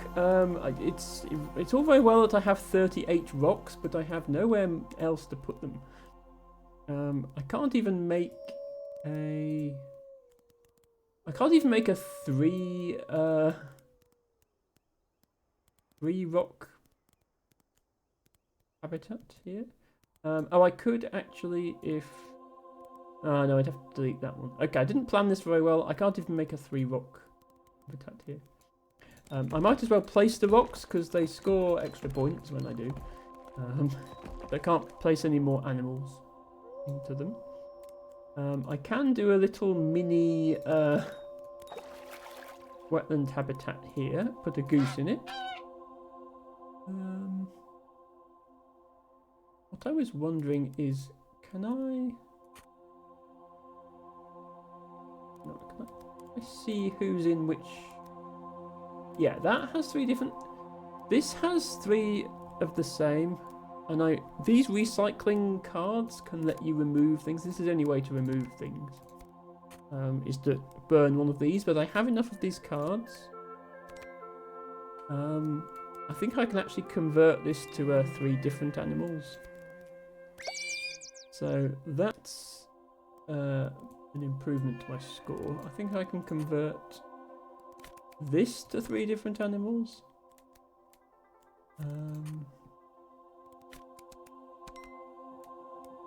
Because we got some eagles, and eagles can also live on mountains. So that's now a 3 unique. Where do we have that's 3 the same? This is 3 the same. Yet we could actually change that as well. But if I can replace all of my 3 the same with 3 unique, we're kind of making the most of what we can do. So you now have a goose and a beaver. Unique. This isn't unique. We could do that now. Yeah, I suppose this is a way of doing it. It would be better if I could avoid putting the 3 in the first place, but you have to put the 3 in to get enough points to unlock the other ones, or get cards for the other ones. So that's 3 unique.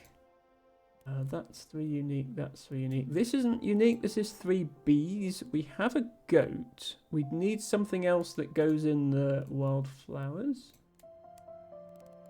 But I think all of our other habitats now are different.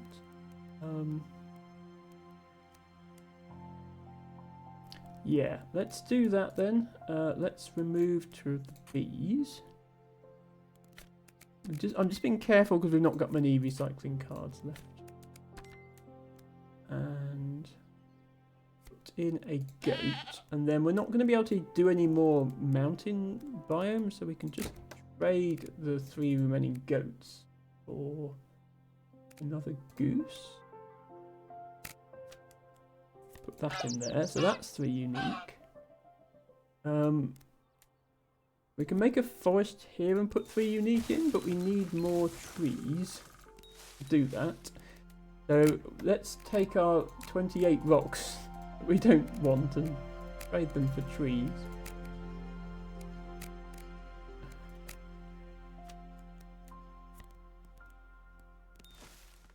That's another habitat. We can put in there. That gets us another unlock. Yeah, we're spoilt for choice with cards now. It's just that we don't actually have space for anything more. Yeah, I don't even have anywhere to put ponds, really. We can put one there. It's a few points. So we're not going to get to 2200, which I think was the gold medal threshold.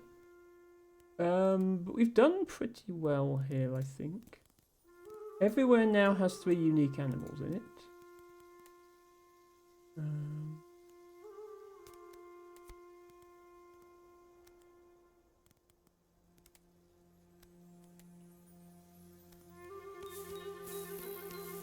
put 2 more animals in here.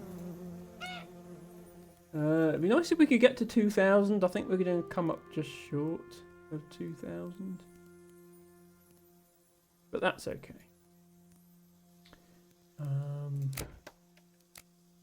You can actually, that's interesting, you can swap ponds for rivers and rivers for ponds, but you have to have 3 of one kind to do that, so we can't do it anyway. I'm going to stick 2 flowers here for 2 more points. 2 flowers here for 2 more points. And I think we're done. 1,979, not bad. Yeah, so 2,100 is the gold score. But we saved the natural diversity. I think it always tells us we saved the natural diversity, regardless of how well we did. The trick is to assert dominance and bite it back. That's Teabago's advice for dealing with geese, or possibly for contracting bird flu. I'm not sure which. How did we do on this? Okay. So we're in this column. Looks like we did all right, but there's quite a lot of people who managed to get over 2,000. It looks like that would be this column here. So I'll definitely try and go for the gold medal at some point.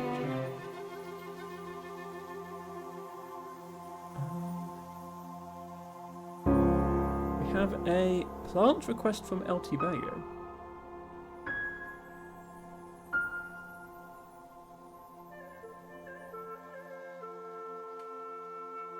European Brooklime, Horsewell Grass, Water Pimpernel, Veronica Beccabunga. Veronica Beccabunga, which I'm sure you'll agree is a fun Latin name to say. Yes, I know that one as Brooklime. It's in the Speedwell family, so any plant name starting with Veronica is a type of Speedwell. Most Speedwells are called something Speedwell, like Germander Speedwell, or Common Field Speedwell, or Slender Speedwell. But Brooklime is also a Speedwell. Lotus do some flowers now. Matcha coming in with the puns. Thank you for that. So we're going to take a short break from the game. Don't worry, I'm not going anywhere.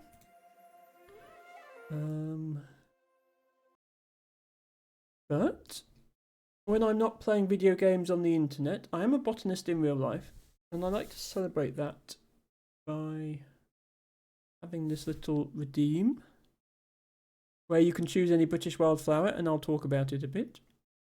El Teabago says, the wiki is worth looking at, but not for the reasons you might think. Okay, I will look at the wiki for not the reasons I think. But before we do that, let me find a good picture of it. Blowhigh, if you would not mind waiting over there for 1 second. So Brooklime has blue flowers, like most Speedwells. It grows... It's not a fully aquatic plant, but it only grows in very damp places, such as the sides of streams. Which is probably where the brook in Brooklime comes from, if I had to guess. It's quite a bit bigger than other Speedwells, so most Speedwell leaves are only a few millimeters long, to maybe a centimeter for Germander Speedwell. But Brooklime is more like that sort of size. And some of the Speedwells are tiny. I mean, Wall Speedwell, the flower is like 0.5 millimeter across. It's absolutely minuscule.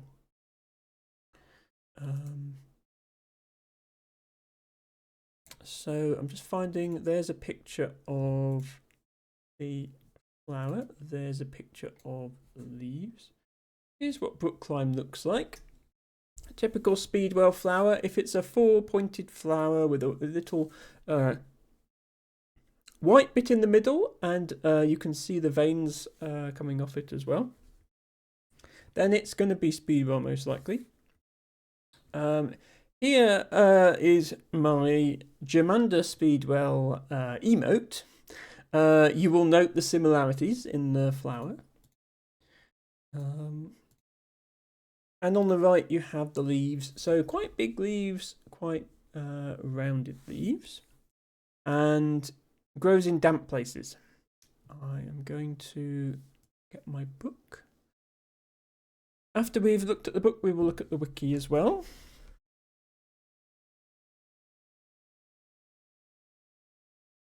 Oh, heavy book.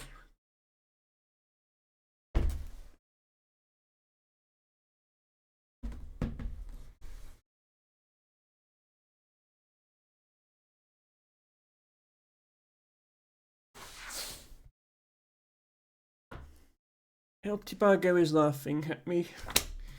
Veronica. Yeah. 815. It's in this book.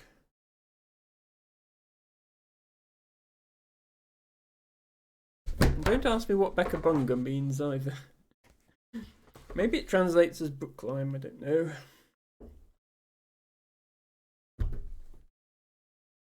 Brookline. A robust perennial herb of all but the most infertile substrates in a wide range of wetland habitats, including shallow water by rivers, streams and ponds, ditches, marshy hollows, in pastures, flushes, wet woodland rides, and rutted tracks. It thrives in fairly open habitats, competing poorly in dense stands of taller plants. Propagation is by seed and vegetatively from rooted stems. The distribution has remained stable since the 1960s, but has been better recorded in Scotland during this century. So it's found everywhere in Britain and Ireland that there is suitable habitat, i.e. wet places. It's not going to be found on the tops of mountains. And it's not particularly under threat, as there is not really... Specific wetland habitats are definitely declining, but there is no shortage of wet habitats in general. Hello, Mavia Designs, welcome in. Hope you're having a good weekend. We are just, I know the video game category on the Twitch stream is still preserved, but we are taking a quick break to learn about some botany. On screen right now is a plant called Brooklime, Latin name Veronica Bekabunga, and I'm just about to look up the Wikipedia article for it.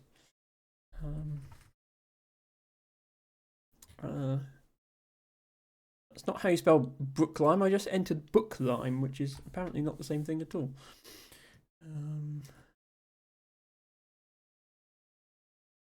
Veronica Bekabunga, the European speedwell, or Brooklime, grows on the margins of brooks and ditches in Europe, North Africa, and North and Western Asia. And can be found on other continents as an introduced species, so grows pretty much everywhere nowadays.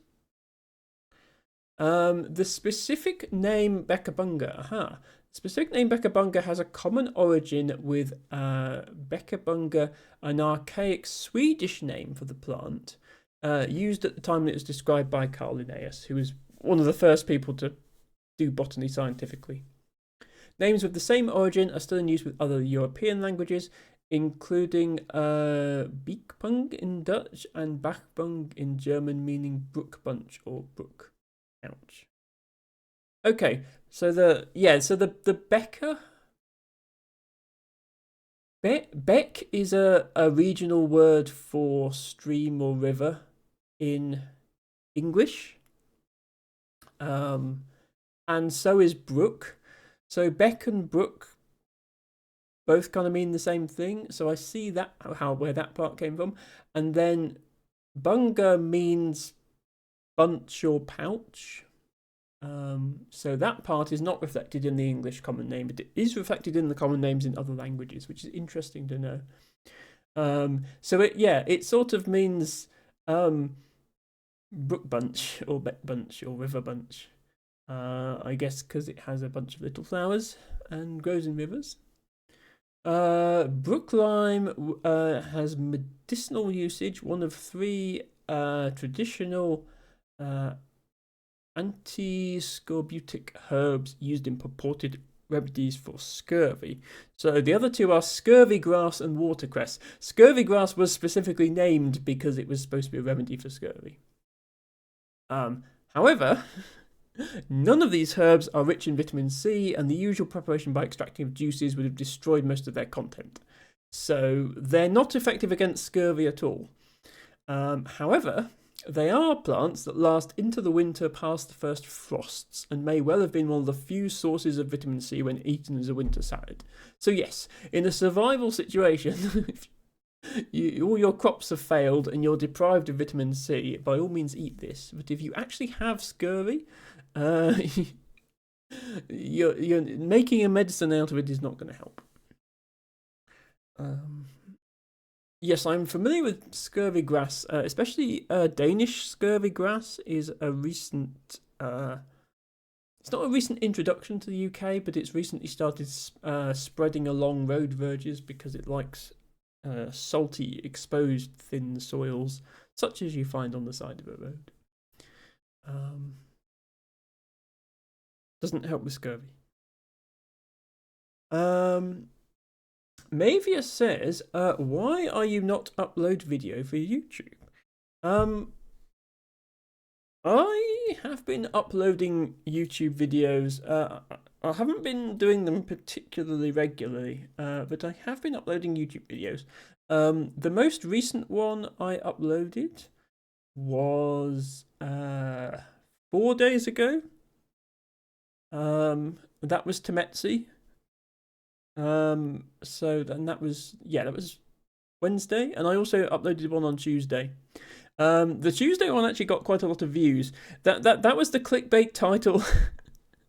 That was the illegal woman does logic puzzles stream, which, in my defense, that was the day after the Supreme Court ruling, and I stand by that title because they ruled I was not legally a woman, which means I must be illegally a woman.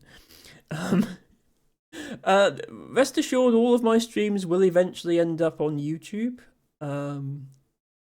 but not necessarily the same day they're streamed. I might go back and cut a part of the VOD out first, and then I have to wait for it to export and so on. So apologies if you're waiting for YouTube content, but I am a streamer first and foremost, and my YouTube is only intended as an archive. And if you did miss a stream and you want to watch it back, then there's always Twitch VODs. I have Turbo, so my Twitch VODs are kept for 60 days. So they will always be here before they go to YouTube. But thank you for asking that, because it is a fair question. I do need to keep up with my YouTube channel if I'm going to have one. Let me actually just stick a link to it, because it's possible some of my Twitch viewers don't even know I have a YouTube. But there's me. The clickbait worked so well. Well, it's my third most viewed video after the 2 of the Factorio ones. But people click off it after like 2 minutes. But whereas they actually watch the Factorio. Like the one of the Factorio videos has like average watch time of like 1 hour 40 minutes, which is pretty impressive for a YouTube video. Given that some people are going to click off it straight away, that means other people must have watched it all the way through. Which is not normal with my videos. El Tibago says, when you Google Veronica Beccabunga wiki, the top link is... Okay, El Tibago for some reason was hoping I would go to the Scottish Wikipedia. instead of the English one. Not sure why you would think that, Tiro. No, I just went to the English Wikipedia and typed in Brookline.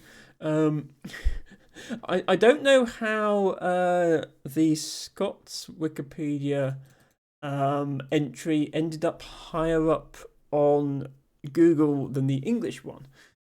I'm not saying Scottish is in any way inferior, but I will demonstrate why I'm surprised, because here is the English Wikipedia article for Veronica Becker-Bunger. I mean, it's not that long, but it's got some information.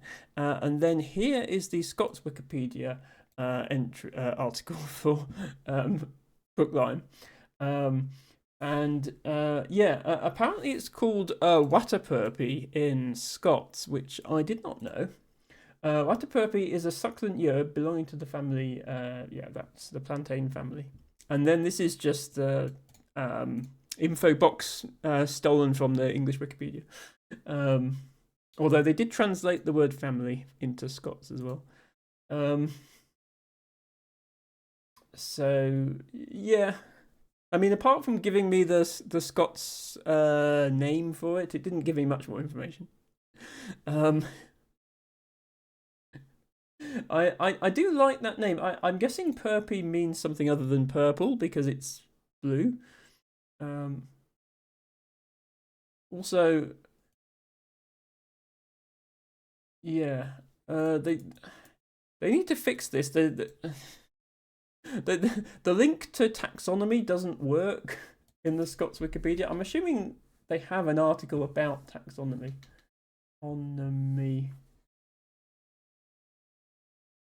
Okay.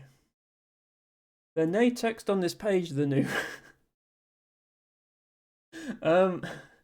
Okay, they don't do taxonomy in Scotland. Never mind. They're not missing much. Brookline, everybody. Mavia says, your stream is so good. Well, thank you. But yeah, as I say, I am a streamer first and foremost, not a YouTuber. The reason my YouTube channel exists at all is because Twitch doesn't let you keep your VODs forever. They used to, until they realised how much it was costing them in storage. And now you can only keep 100 hours at once, which sounds like a lot, but it goes quickly. And I mean, I could just store all my streams privately on a hard disk, but I like looking back to my earlier streams, and I suspect other people might want to as well. So I put them on YouTube, and it's just there as a stream archive. I always intended to be a streamer, which means being interactive and talking to viewers and saying, you can choose any flower you want and I'll talk about it, which is putting my skills as a botanist to the test, even when I have books to refer to. It's good if I know something about the plant beforehand, which luckily I did with this one. You need to type it in Scottish. Oh, I need to figure out the Scottish for taxonomy, do I, Tivago? Okay, this is not the Wikipedia rabbit hole I thought we'd be disappearing down. Although I'm always up for a Wikipedia rabbit hole. Okay. Should I mac a coont or not? I will just say it. The problem is I can't do a Scots accent, so I'm not going to be able to pronounce any of these words correctly. Taxonomy. Okay, taxon exists. Yeah, okay. I think they just don't have articles on that sort of thing yet, because taxonomists. Page doesn't exist.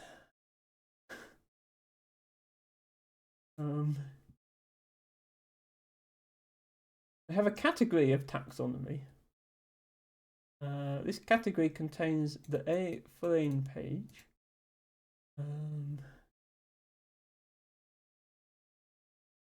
Yes, I mean the Scots wiki has a lot less activity on it than the English one, because the English one is for all English-speaking populations, which, it is still, I believe, the most spoken language in the world.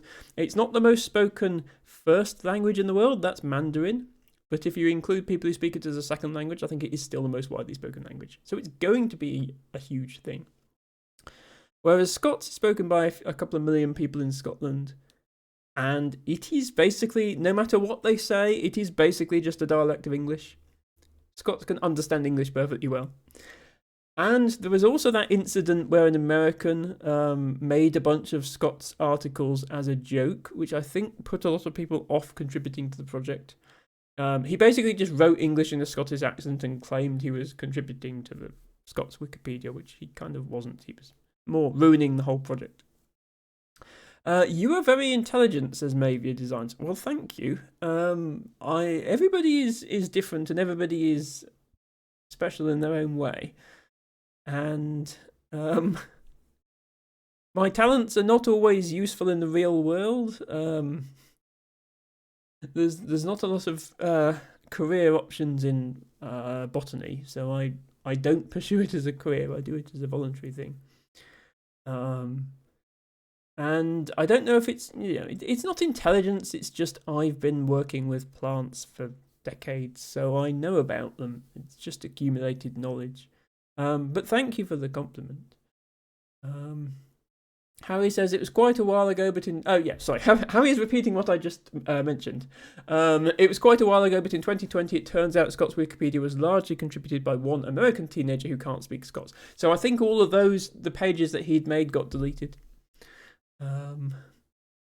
That may or may not exist. I was just making it funny, says T-Bagger. Yeah, I don't think it does exist. But thank you for at least introducing us to the Scots dialect name for Brookline. I'll have to remember to check that in future. I'm just going to put my books back. Oh. By the way, no one's seen these books before. I'm not doing a bit here by pretending they're really heavy. They really are extremely heavy.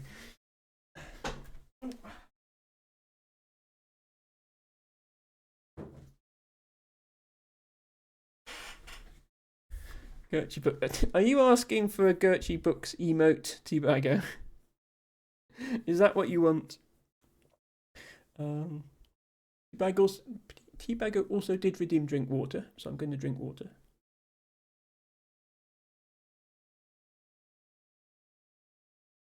Don't steal my ideas. But you're not going to make them into emotes yourself. Why can't I steal your ideas for emotes?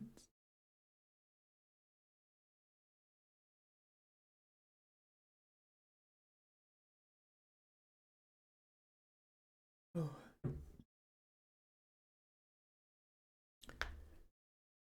Stretch. The stretch was also redeemed, by the way. I'm not just stretching for no reason. Oh.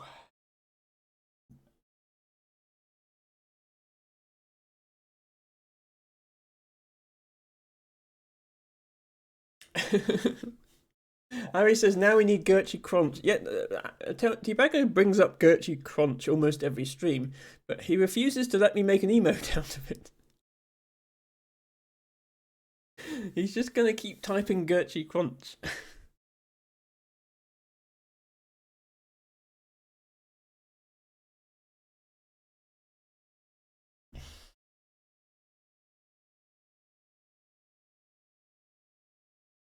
Okay. Mavia says, your stream is very good, but why are your followers so low? I don't think my followers are particularly low. I think I have 666 of them, unless someone's unfollowed during the stream. No, I still have 666. I mean, the thing is, follower count doesn't really matter. What matters is how many of those followers actually show up to every stream. At the moment, I average about 15 to 20 viewers usually. So, I could have 20 followers, but if they all showed up to every stream, then the streams would be just as big as they are now. Likewise, I could have 10,000 followers, but if I still only get 15 to 20 average viewers, then what does that, If all of those followers are inactive accounts from years ago who don't use Twitch anymore, that means nothing. So, Cassie says Gertch is cursed to always have 666 followers by the devil. I have had 666 for a while. Every time somebody follows, somebody else unfollows, and I'm very disappointed. If people could not unfollow me, that would be nice. But yes, I think my followers is reasonable, given that some of my content is quite obscure. I am grateful that people watch me at all. Speaking of which, we'll get back to the game now. I'm not going to do quite as long of a stream as I usually do today because I was late starting, and I do have work tomorrow. But we can go for, I think I'll go to 3 hours, so we can go for another half an hour. So we have time to do some more stuff in this game. One thing I haven't done yet, there is a weekly challenge. So I'm going to find out what that is all about. Also going to bring back the sound. Go. Eltibago, have you been unfollowing me to bring the follower count back down to 666?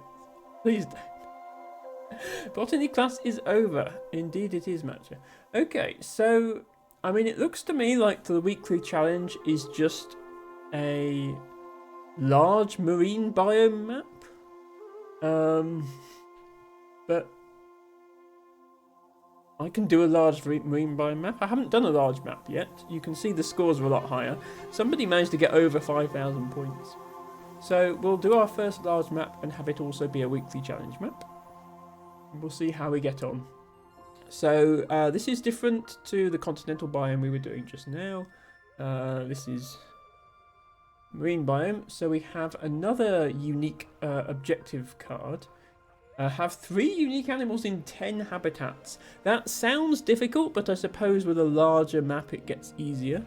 You'll receive the Preserver's Boat card. Unlocks the Natural Wonder Shop, which allows you to place marine wonders. They cost 12 improvement cards of their respective type and can be purchased only one time each. Sorry. Marine wonders are placed inside their respective habitats, but do not take up an animal slot. They require a radial 7-tile layout and give a bonus animal to all habitats of their type. That sounds powerful. Once placed, the habitat tiles cannot be removed. Okay. Let's get going. So unsurprisingly, there is water here, because it's the marine biome. We can raise and lower seabed. Actually, we can only raise it at the moment. Let's raise some then. We need to raise at least enough to get 10 points before we get the next card. Okay. 1 island card. So islands have to be placed on the shallowest water, this water here. And they give bonuses to the surrounding habitats. Scales with the size of the island, plus X amount of points to adjacent habitat tiles. So I could put islands next to each other here and make a big island and then get bonuses around.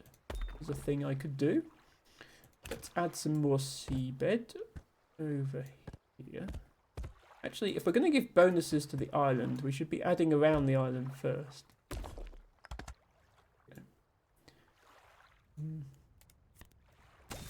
Some more. Okay, now we're getting the actual habitats.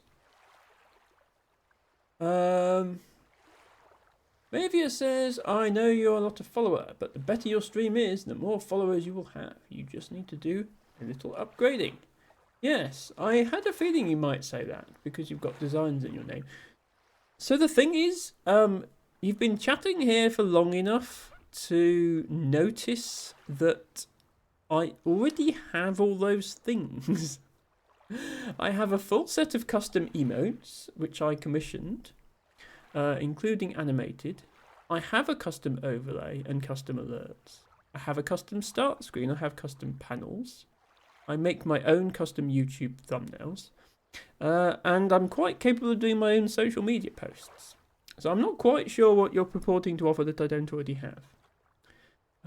I appreciate your interest in my stream and the compliments you've given me, and you're welcome to watch, but I'm not currently interested in purchasing anything.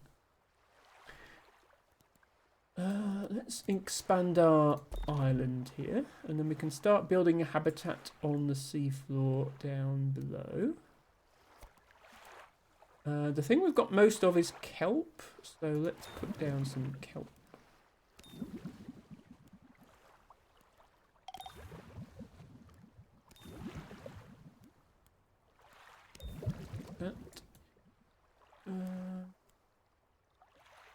And then we also have this thermal vent. Stacks +1 for each adjacent tile of the same habitat. So for the island, I can put any habitats around. This, I would want to put the same habitat all around it.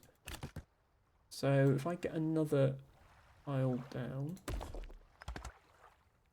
I want to do this so that it has the same habitat in every direction. So if I raise a bit of seafloor here and put it like here, and then I surround it with something that grows all in the same, yeah, like this. So you see the points are really stacking up. I got +8 points for that, +9 points for that.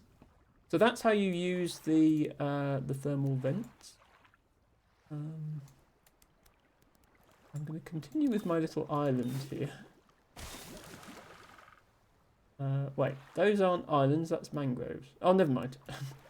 The mangroves are helpful as well. I do have this hole here that I didn't really want, but never mind. Mangroves can only grow on the top layer, effectively. So I need to raise some more land to have a full mangrove biome. Tibago is also offering me some graphic art now. Oh dear, it's contagious. I don't know. I've never seen your art, Tibago. So for all I know, you're an accomplished artist.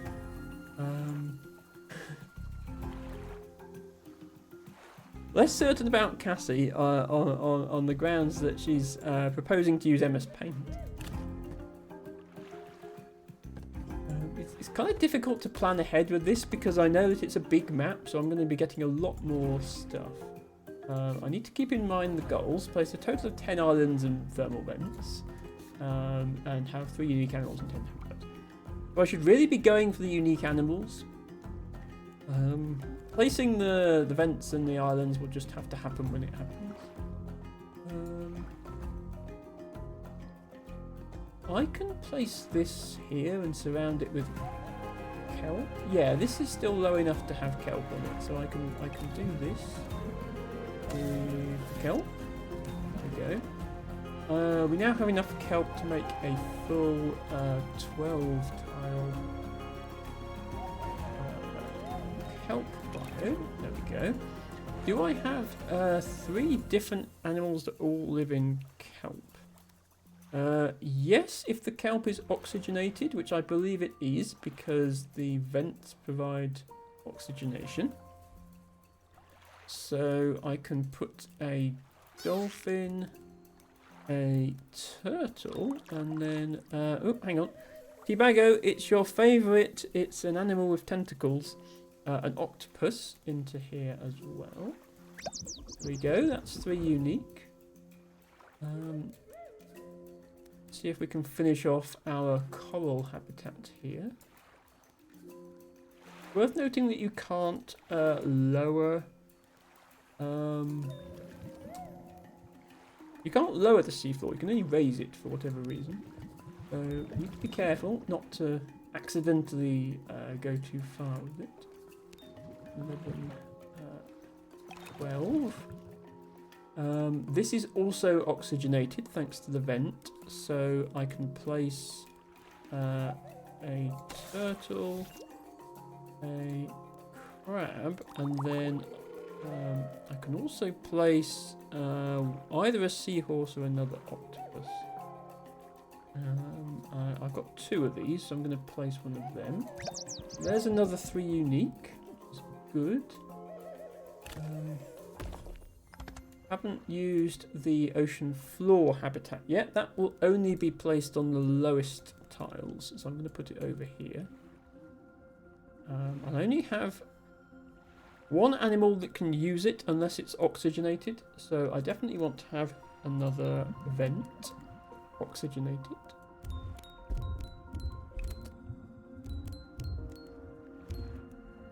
That, and then we can place, in addition to the octopus, we can place dolphins and crabs. Another 3 unique. Okay, how are we doing? That's 3 habitats with 3 unique animals. Another 7 to go.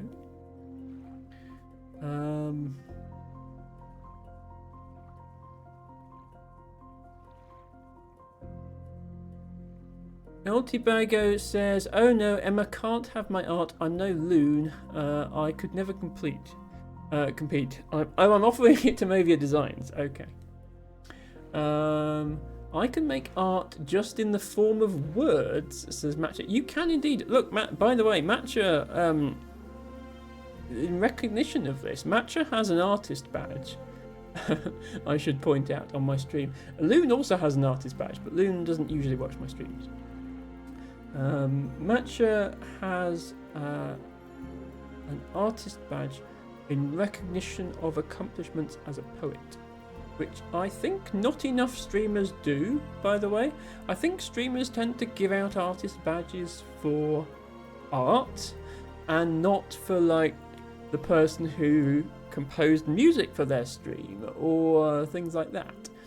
Which is something that Ophelia has done, and I'm very grateful for. Ophelia gave me an artist badge, and also gave Revo an artist badge because he sang one of her Bits Redeem things. So yeah, I think streamers should do that more often. I got it without using a paintbrush. Well, yes. All you need is a keyboard, or perhaps a pen if you're old school. I'm not interested, maybe. I think I've made that clear already. But you're obviously welcome to watch the stream if you enjoy it. Right, let's see if we can create the rest of a mangrove biome. Mangroves only grow on this top level, so we've got a lot of raising of seafloor to do in order for that to be possible. We need 7 more. 1, 2, 3, 4, 5, 6, 7. Okay, so I need to do like... Yeah. I can only do 5 more. I'll have to do 5 more.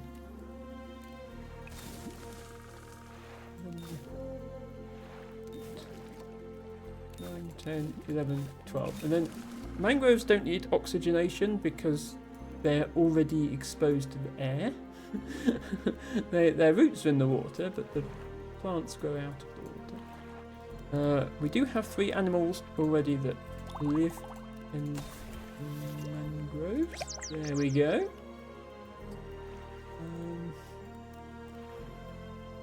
Okay, unlocking a lot of new terrain tiles, so big map on the way. Okay, this is going to be another mangrove area, I reckon. So let's put that there. Another floor area.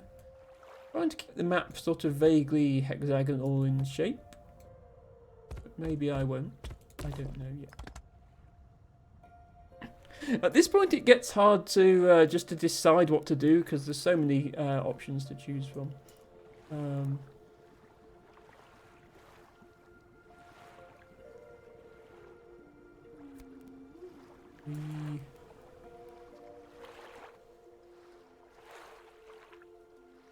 Yeah, we need to, I think we need to get 6 island tiles next to each other to max out the bonus that it gives. So I do some more of this. 4, 5, 6. There we go. So now this island is maximum sized. It's 6 tiles. That's giving +3 to every adjacent habitat, which is currently just these 2 habitats, but we're going to be putting another habitat here.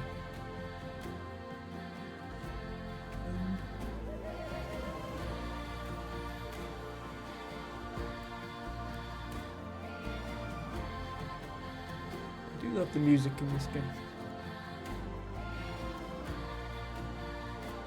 I'm going to put more coral here because coral can go on the highest level, so I don't waste these high level tiles, and then we can put more mangrove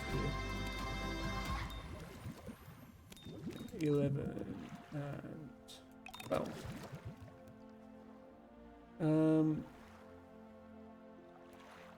We need to oxygenate the coral to have 3 different animals to put in it, so I'm going to put this here. And actually I'm going to take back that because I get maximum bonus if I fully surround with the same habitat. Like that. Yeah. So now we can put a crab and a turtle, but then we need one of these with the bubbly coral sign, which the bubbly signs, if it's one of these, it means it needs an oxygenated habitat. They're a bit hard to distinguish because it doesn't colour them, it doesn't colour code them like it does the others.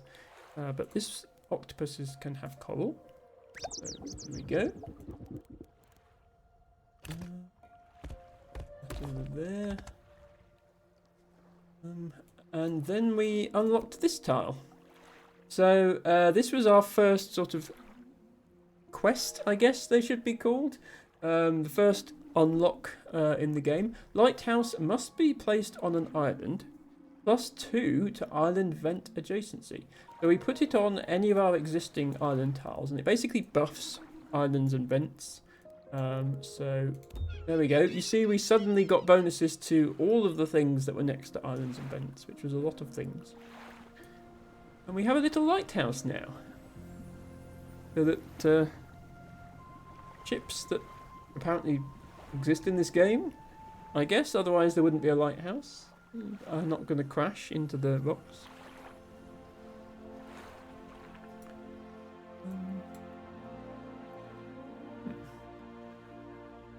Okay.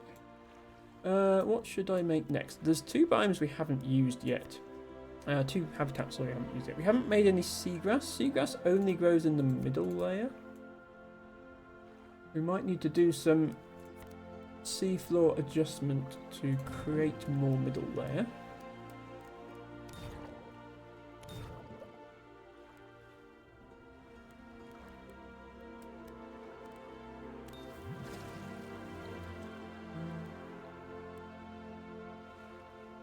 We do need to oxygenate this habitat as well. So let's once again try and get max bonus from that by surrounding it like this. 9, 10, 12. And we have 1 stingray, 1 dolphin, and either a seahorse or a turtle. We've got more turtles. At the moment, it looks like this is a lot easier than the previous size, the small and medium maps, because we've got so many animals, and it's going to be easy to build a landscape, but it's going to be harder to maximize our score, just because there's so many more variables to consider to get it optimal. So I like that the game has that balance. Like we're never going to be short of animals, but we are going to be short of space and exactly the right number of... Like in theory, to maximize your score, you would need to have 0 wasted tiles. So you would have to divide the map perfectly into biomes of exactly 12 tiles and not have any leftover. In the last map, we had several leftover bits that we couldn't make into a full habitat. So I guess, in theory, there's a way of avoiding that, and I haven't figured it out yet. Right, this can be another mangrove, I reckon. We've got to raise all of this up. We've only got 10 mangrove available right now. But we'll leave 2 tiles there to make it up to the full 12 later.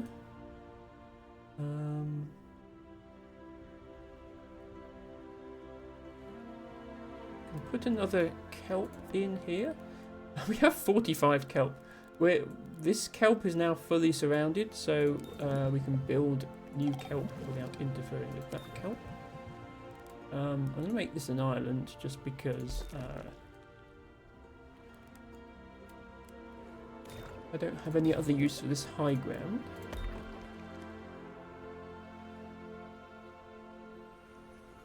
It's over, Anakin. I have the high ground. Oh, the dolphin! The dolphin just did a little jump. That's so cute.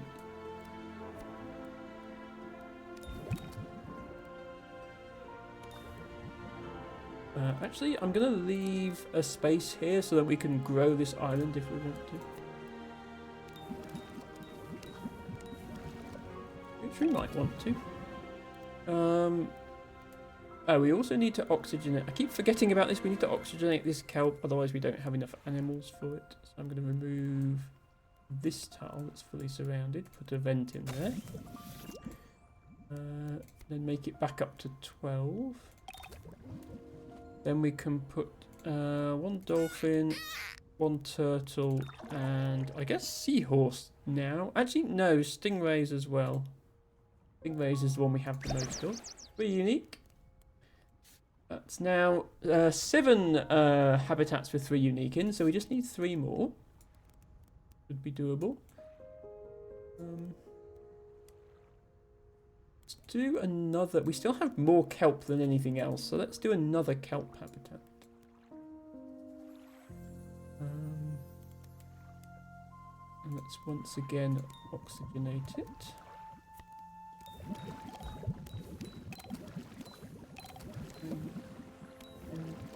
11, 12. It's going to be the old dolphin, turtle, stingray combo again. There we go.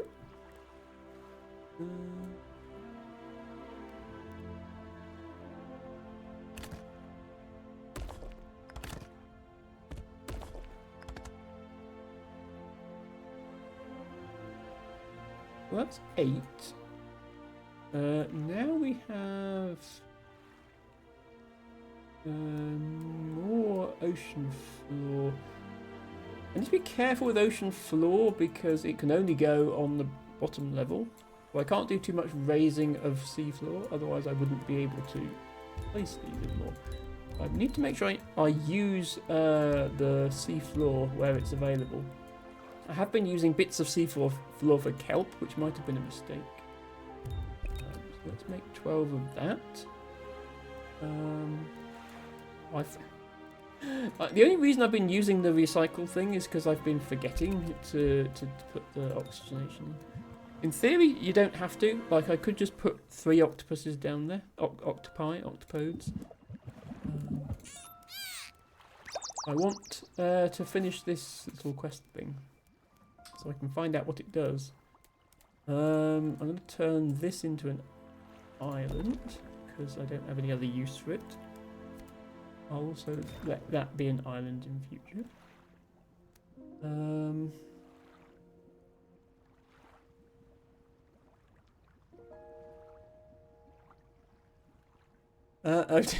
Altibago says, could we unseason this guy's cast iron pan yet? And then, yeah, if you keep asking, it's, yeah, I was quite happy for people to watch. And I don't mind people asking, you know, and I will be respectful and I will answer and say not interested. But if you keep persisting, yeah, Harry is correct. And Matcha is also correct, quoting the stream rules. Which should go without saying, like, that should be an unwritten rule in every stream, but it's actually a written rule in this stream, so there we go. Okay, what can I put over here? I can't put coral or kelp over here because it would touch the existing stuff, but I could put seagrass here without it extending a habitat. So let us do that. Seagrass only growing on the middle layer.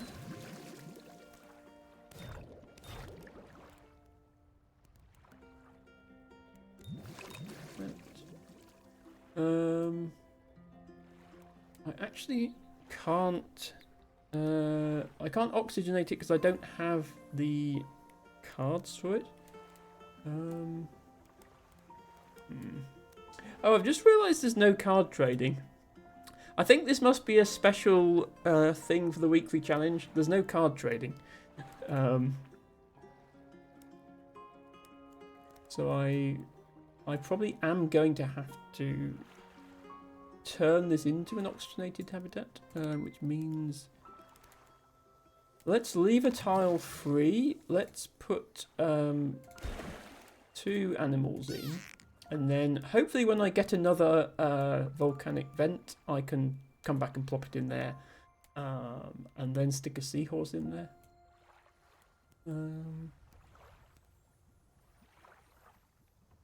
Okay. Is there another way I can get a full set without needing to oxygenate? Yes, I can build another mangrove. Where would I want to put another mangrove? Probably over here. I have 26 seafloor raising things. I'm not short of those.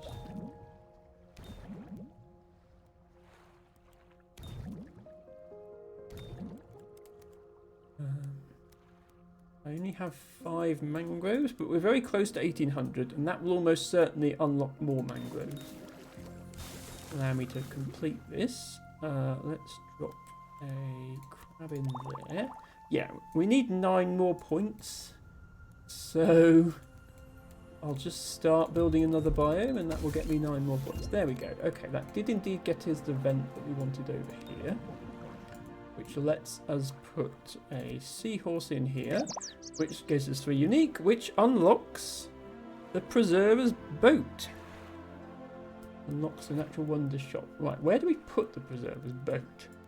It doesn't actually say where it goes. It can't go on a habitat or on an island, so it just has to go on a free tile, I guess. Let's put it up here.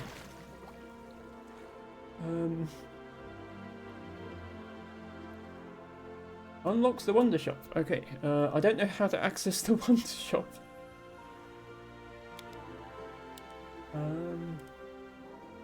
I thought it was the same menu as trading, which is turned off. Maybe we'll find out later. Let's put some more islands down. I have another island. I had left a space where I was going to put an island, so that's convenient. We only drew 2 more mangroves, but fortunately 2 more is all we need. We have 10. There we go. That's going to give us another 3 unique. There we go. 2100 is our next milestone. Oh, here's the Wonder Shop. Okay. Natural Wonders add a 4th animal in all their habitats. We need to cash in 12 of the respective card. Okay, we've got 39 kelp, so that's no problem. Let's buy the kelp one. And then so it takes up an animal slot, so we need to build another kelp biome. Or substitute an animal in the existing one. So blue whale, we were just talking about them. Blue whale is the kelp biome special animal. Hello, Cora. Sorry, Cora, I was so engrossed in the game, I didn't see you there. Best Cora, I hope you are well. Thank you for redeeming your flower of the day, which is a small cudweed. Funny name. Cora, I'm doing okay. I had a good weekend. I did some gardening today. I am doing a stream, which is always nice. I'm going to give a shout out to Best Cora. Shout out Cora line _ who. we go. Cora is really cozy streamer. She is amazing. Go follow. Cora, I don't know if you've seen this game before. It's probably inspired by Dorf Romantic, which I'm sure you have seen before. Since it involves building a landscape out of hexagons. No problem. I always try to shout at my friends. Can I build a kelp without getting in the way of the other kelps? I think I can. I think there's space for one here. And we don't need to oxygenate it, which is helpful. Normally we would, but what we can do is place these two animals that don't require oxygenation, and then we can place the whale. Or does it need... Oh, hang on. It needs... it needs an entire... Ooh, this is awkward. It needs an entire, like, big hexagon of the same biome. I did not know that. Okay, slight panic, but I think we can actually... no, we can't place kelp on the top level, can we? I was going to say we could delete this mangrove and then put one here instead, but we actually can't. Okay, I'll have to wait till we get another land piece, but that's okay. We'll get one very soon. In the meantime, we probably want the deep ocean floor special wonder as well, which is a giant squid, I think. Yes, giant squid. Okay. Although, actually, we don't have a... Yeah, we don't have a suitable place for that either. I'm just wondering about... I'll try this just so I understand the game mechanics. If I remove an animal from here... Okay, that's surprising. Why can I not place you in here now then? Because it's the right habitat. Oh, because of the... sorry, the volcanic vent is there. Okay. Interesting. I'm learning new things about this game. In that case, we can't currently... Right, I need one that we can actually place. Silly Emma. Okay, if we make a... Yeah, if we do a little bit of land raising here and make a seagrass biome, that would work. We could also potentially put one in the mangroves. We do have a big hexagon of mangroves. We just don't have enough mangroves to trade in.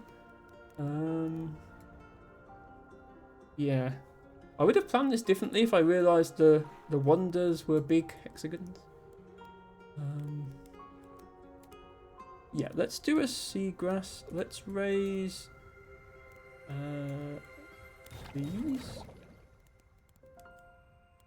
Do a seagrass. 8, 9, 10, 11, 12. We can put these two animals in. And then... we only have 9. I was hoping we'd get more seagrass. We only have 9 seagrass.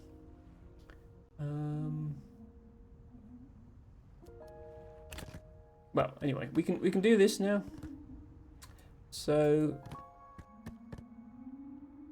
can I be smart with this and fulfill both of the things we want to do? I think I can.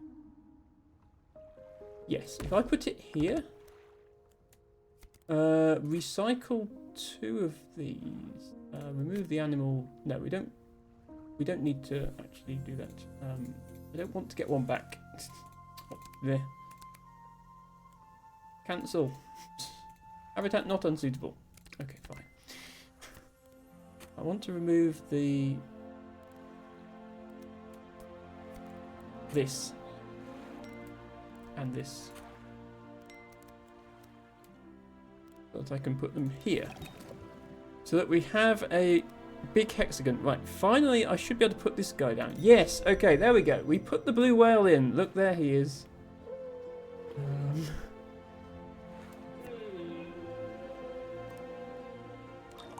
And then we can complete this with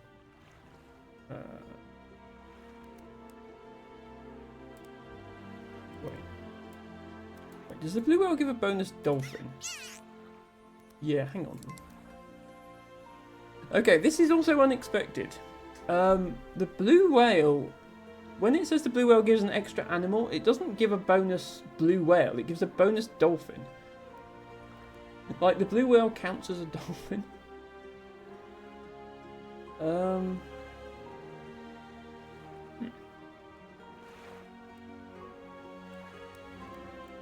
So we still need to oxygenate this? Yeah, Emma has maybe done this a bit wrong, but I don't care. We're learning. There we go. So we still get our 3 unique bonus. Now we can use this to place the squid. Oh, Teabago. Yeah, well, yes, it does contain a bonus animal. Teabago, you know you were saying you like tentacles? Look at this. Look at the giant squid. Right, let's build an ocean floor biome that has a big hexagon area in it. There we go. Not just squid, giant squid. So that's a different animal to octopus. Oh, yeah. I see. See, so giant squid adds octopus as its bonus, so it's kind of not different animal. Okay, anyway. So we did that. So the point is, when you go to another ocean floor biome, see how it's got a bonus octopus in it? So every biome gets more points because of that. So we can still finish this biome, we just can't necessarily put 3 unique animals in it, but we can put 1 unique animal. Okay, we need to get to 2400. We're very close. Let's just place another kelp.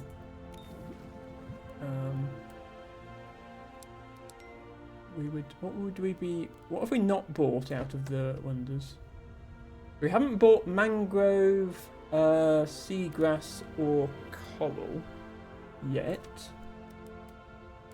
We don't have enough mangroves or seagrass. We definitely have enough coral. We have 41 coral, so I can buy the coral one. Do we have a place where we can make a big hexagon of coral?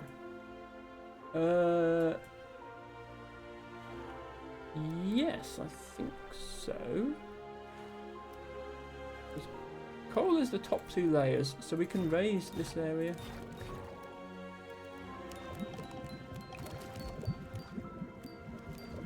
Do that, and then we can put leatherback turtle into this. There we go. We can also put in a normal turtle. Yeah, adds a bonus normal turtle. We can also put in a crab. Oh, but it's not oxygenated, is it? No, we still don't have any more vents. So actually, we want to just put in. I think we just want to put in turtles. There we go. At least we get. We got 4 of a kind rather than 3 of a kind. We also want to fill this with octopodes.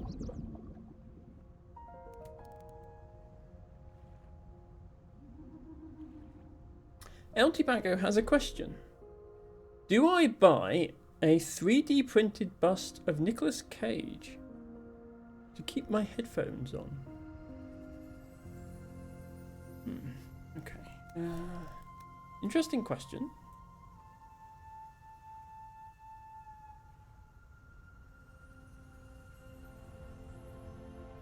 I'm just looking up how expensive a 3D bust of Nicolas Cage actually is, because that might influence my decision. So far, I'm only finding 1/12 scale busts of Nicolas Cage, which would be no good for your headphones. You need a life-size one for that. Oh, there's a 1/4. That's, yeah, see that the 1/4 scale one is already £46. 3D printed actual size bust of Nicolas Cage.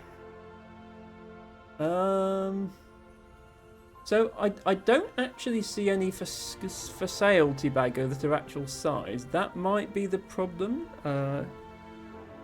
Because if they're small, you won't be able to... Oh, $32.99 on eBay. Okay, why can I not find that? Let me search directly on eBay.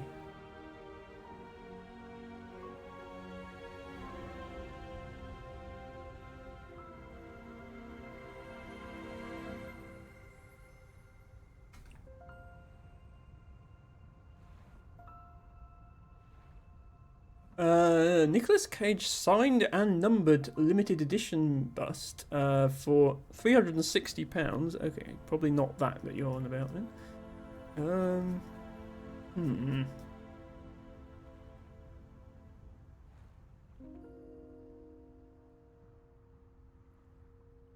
I mean, to be honest, Tibago, if you can afford it, and it is very important, you know, if you have the money to spare on disposable luxury items, then go for it.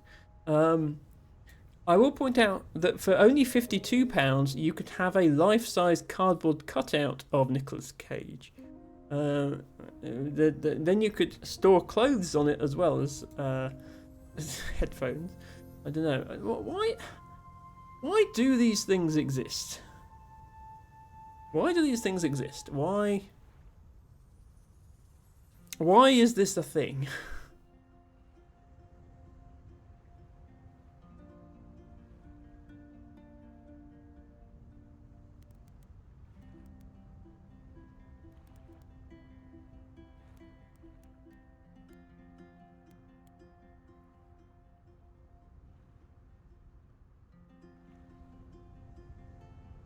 Introducing our Nicolas Cage headphones stand, a fun and quirky accessory that adds personality and style to any entertainment setup.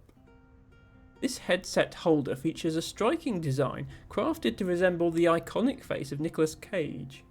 Our Nicolas Cage headset stand is made with high quality materials and a sturdy construction that ensures your headphones are held securely in place. Its eye-catching and humorous design is sure to impress your friends and fellow movie enthusiasts. The headphone holder not only looks great but is also highly functional, providing a safe and convenient place to store your headphones when not in use. Its unique and playful design makes it an ideal accessory for any room, especially those who love the movies and the pop culture of Nicolas Cage.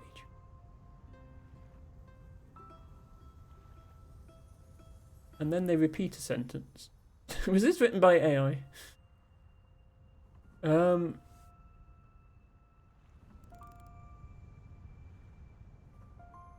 If they exist, Tibago will consider buying them. I suppose that's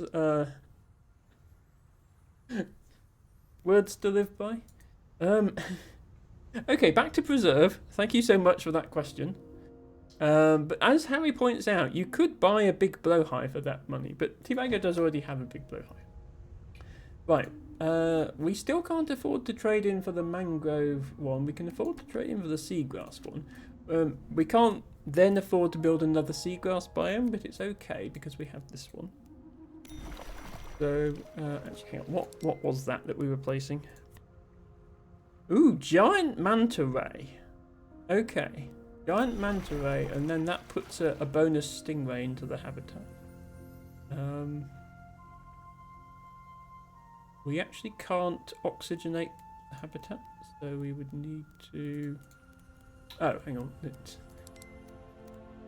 I think that was a mistake then, because, yeah. We need to remove the dolphin, I think, in order to get 3 the same, because I don't think we can get 3 different. There we go. Okay, we have one more tile to place, and then I think this is it. This is our landscape fully constructed once we place this.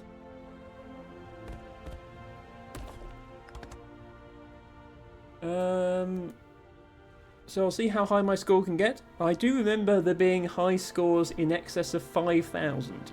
So clearly I'm not going to make that. But we'll see what we can do. If we get to 2750, they might give us enough mangroves for the bonus.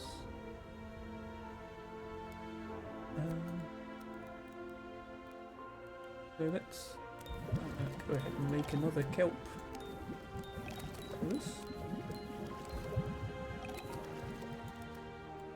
Also build another island.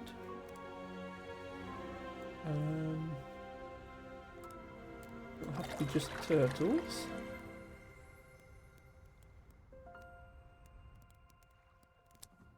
Okay. That only gave us 9 mangroves, sadly, so we're not there yet. We can place another island, get that one up to 3. Probably got... we haven't got enough for another seafloor. We've got enough for another coral. You could say this is a coralline biome. You could. If you were as insufferable with puns as I am, you could say that. Raise a bit of the seafloor so that we can put... Oh, that's 11. That's annoying. Okay, I have to use one of them. 12. Fill it with turtles. 4 of a kind. We need 100 points to get any more cards. Can we do that? Probably, right?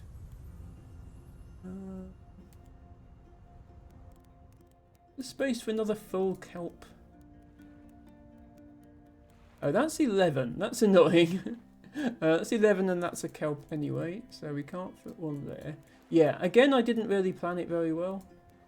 Is there space for a coral here? 1, 2, 3, 4, 5, 6, 7, 8, 9, 10, 12. Yes, we can just about fit a coral here if we raise that one up.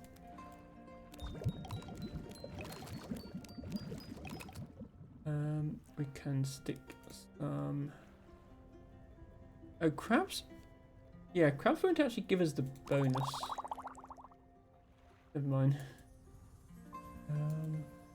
And then I'm torn between completing this mangrove biome versus... I suppose what I could actually do is... if I just delete this little mangrove biome we've got here, we do have enough now to buy the one remaining natural wonder. We might as well try to place all of them. We can put that one in there. There we go. That'll be a few extra points. So that gives us a bonus seahorse in every mangrove biome. But now we have exactly 1 left. Can I get 41 more points?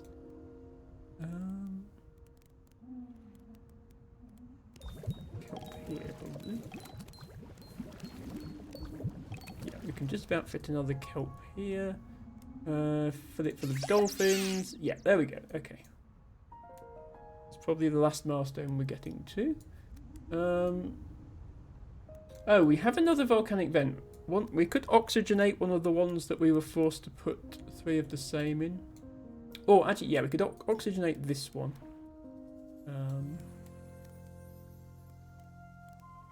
Oh, we can't edit it. There. Actually, no. I'm going to just fill this with octopus. Yes, I said octopus. That is now the plural of octopus. It's not octopi. It's not octopodes. Octopus. Plural octopus. Where else did I have to place 3 the same? Here.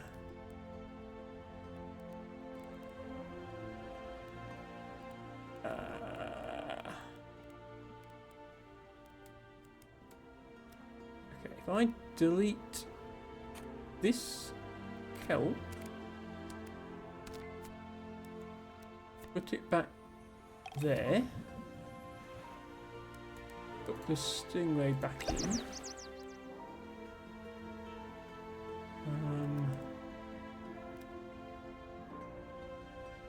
delete this, place that there. Wait. Yeah. Also delete the tile.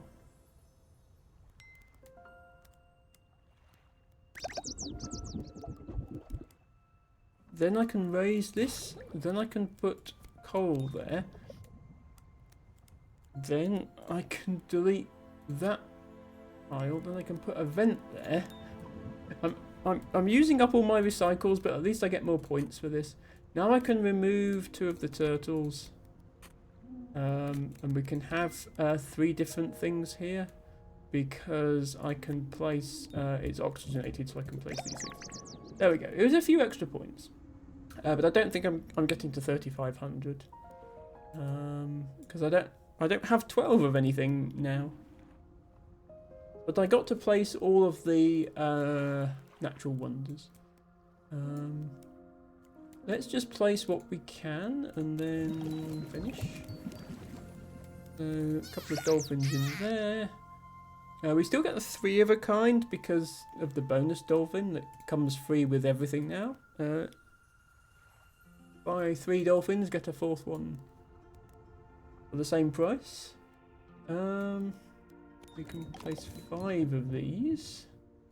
Yeah, as I say, normally there would be some sort of card trading, but I think they turned it off intentionally for... they turned it off intentionally for this weekly challenge. Verdsky. T-Bango, thank you for requesting Verdsky as our raid target. Assuming that Verdsky is live when we end, and bear in mind I am ending now because I wanted to end early today, then we will raid Verdsky. If Verdsky's not live yet, we will raid Verdsky when Verdsky is live in future. Okay, I don't think I can place any more ocean floor. I can place 2 more mangroves over here. Oh, that actually just barely got us to the next milestone. Okay, well, in that case, have a seahorse. Did anything happen? Okay, we didn't get any more. Didn't get any more volcanic vents, so we can't get any more 3 uniques. But we can make use of these islands for some bonus points. And then we really just need to like score a few extra points wherever we can place tiles. Don't merge habitats though, that would be bad. But anywhere we can place these tiles that doesn't ruin our score, it's like 1 extra point. Let's do that. Now the only tile we've got left is ocean floor. There's space for 1 there. And a few more here. Yeah, I think that's as far as we can go. So, 3,566 in the end. Here is our entire world that we created. Oh, Verdsky is starting. Okay. This is at least 2 hours earlier than Verdsky normally starts on a Sunday, so there must be something special going on. So we will definitely go there. There is our score. So that was our weekly challenge score. It didn't say we'd restored the habitat. How do I find out how well I did? Oh, here. Okay, so looks like top 17.2%. Did not get anywhere near the top score though, which is like 5,500 and something. But 118th place out of however many people played the weekly challenge. There do seem to be a lot of people on the leaderboards with no name. I noticed earlier there seem to be a lot of no-name people on the leaderboard. Here. So I don't know if that's a bug or if there are actually just lots of people competing in the leaderboards with no name. But we got 118th, and if we play this game again on another stream, there will be a different weekly challenge in effect, so we could always try that again. I think we should probably do a large map for at least the Savannah biome, and maybe also the Jurassic biome, and then we could do some more puzzles. I might wait. I don't know how soon the coming soon is for this 5th biome. If it's not a long time, I might wait till that's done and then do another stream of this game. So sorry to break up the streams of this game so much, but I think that might be best. So yeah, that is Reserve. I don't think it has quite as much depth as things like Dwarf, but I do like it. I do encourage people to try it if they want to. Will be ending now, as I have work tomorrow, and I know other people have work tomorrow as well. We already have our raid target decided, courtesy of El Tibago. It is going to be our good friend Verdsky, who is an amazing streamer. She usually starts her streams with a crossword. I don't know if she's doing that today, because it might be a special one. It is indeed a special stream in celebration of World Baking Day. Foodie event celebration. It says crosswords at 7ish. That's 7ish Verdsky time. So it's going to be her normal time for the crossword, which is going to be later in the evening. Possibly too late for us Europeans. But we can definitely have a look at whatever on Earth World Baking Day is. I'm just going to stall for another 37 seconds so that Verdsky's stream has actually started before I raid. But if you could all stick around for just 1 second longer. I will be back next week. I will definitely be here on Friday. Hopefully also Saturday and Sunday. Friday, we're going to continue with Lingo. I'm going to have a look around the Lingo map and try and find the next point to progress from so that we don't waste too much time being lost. And we are quite near the end of Lingo now. We have beaten the game sort of in the sense of triggering the credits. So we might not play much more Lingo, but we will be playing Lingo 2. So next week may well be a combined Lingo 2 stream, or the stream after will be Lingo 2. We'll see. So lots more brain exploding puzzles to come. I'm also going to be putting a poll in my Discord soon for voting on a game, because I think a good way to play games that people want. So it will be between that, a Discord vote, Tametsi, and also Lingo. When we raid into Verdsky's stream, I would be grateful if you could put this message in the chat to show Verdsky what an awesome community we are. Not that she doesn't already know that. That message, if you are subscribed. If you're not subscribed, then use any emotes you like. Use your own emotes if you have them. Use Verdsky's emotes if you have those. Or you could always use dancing dinosaurs. I am going to do the raid now. I think, yes, the stream has literally just started. So, raid Verdsky. There we go. Bye and have a great rest of your day, says Matcha. No problem. You as well, and everybody else here, enjoy the week ahead. Do show my love to Verdsky. Salivate at the amazing foods she has on display. And until then, thank you all very much for watching, and bye for now.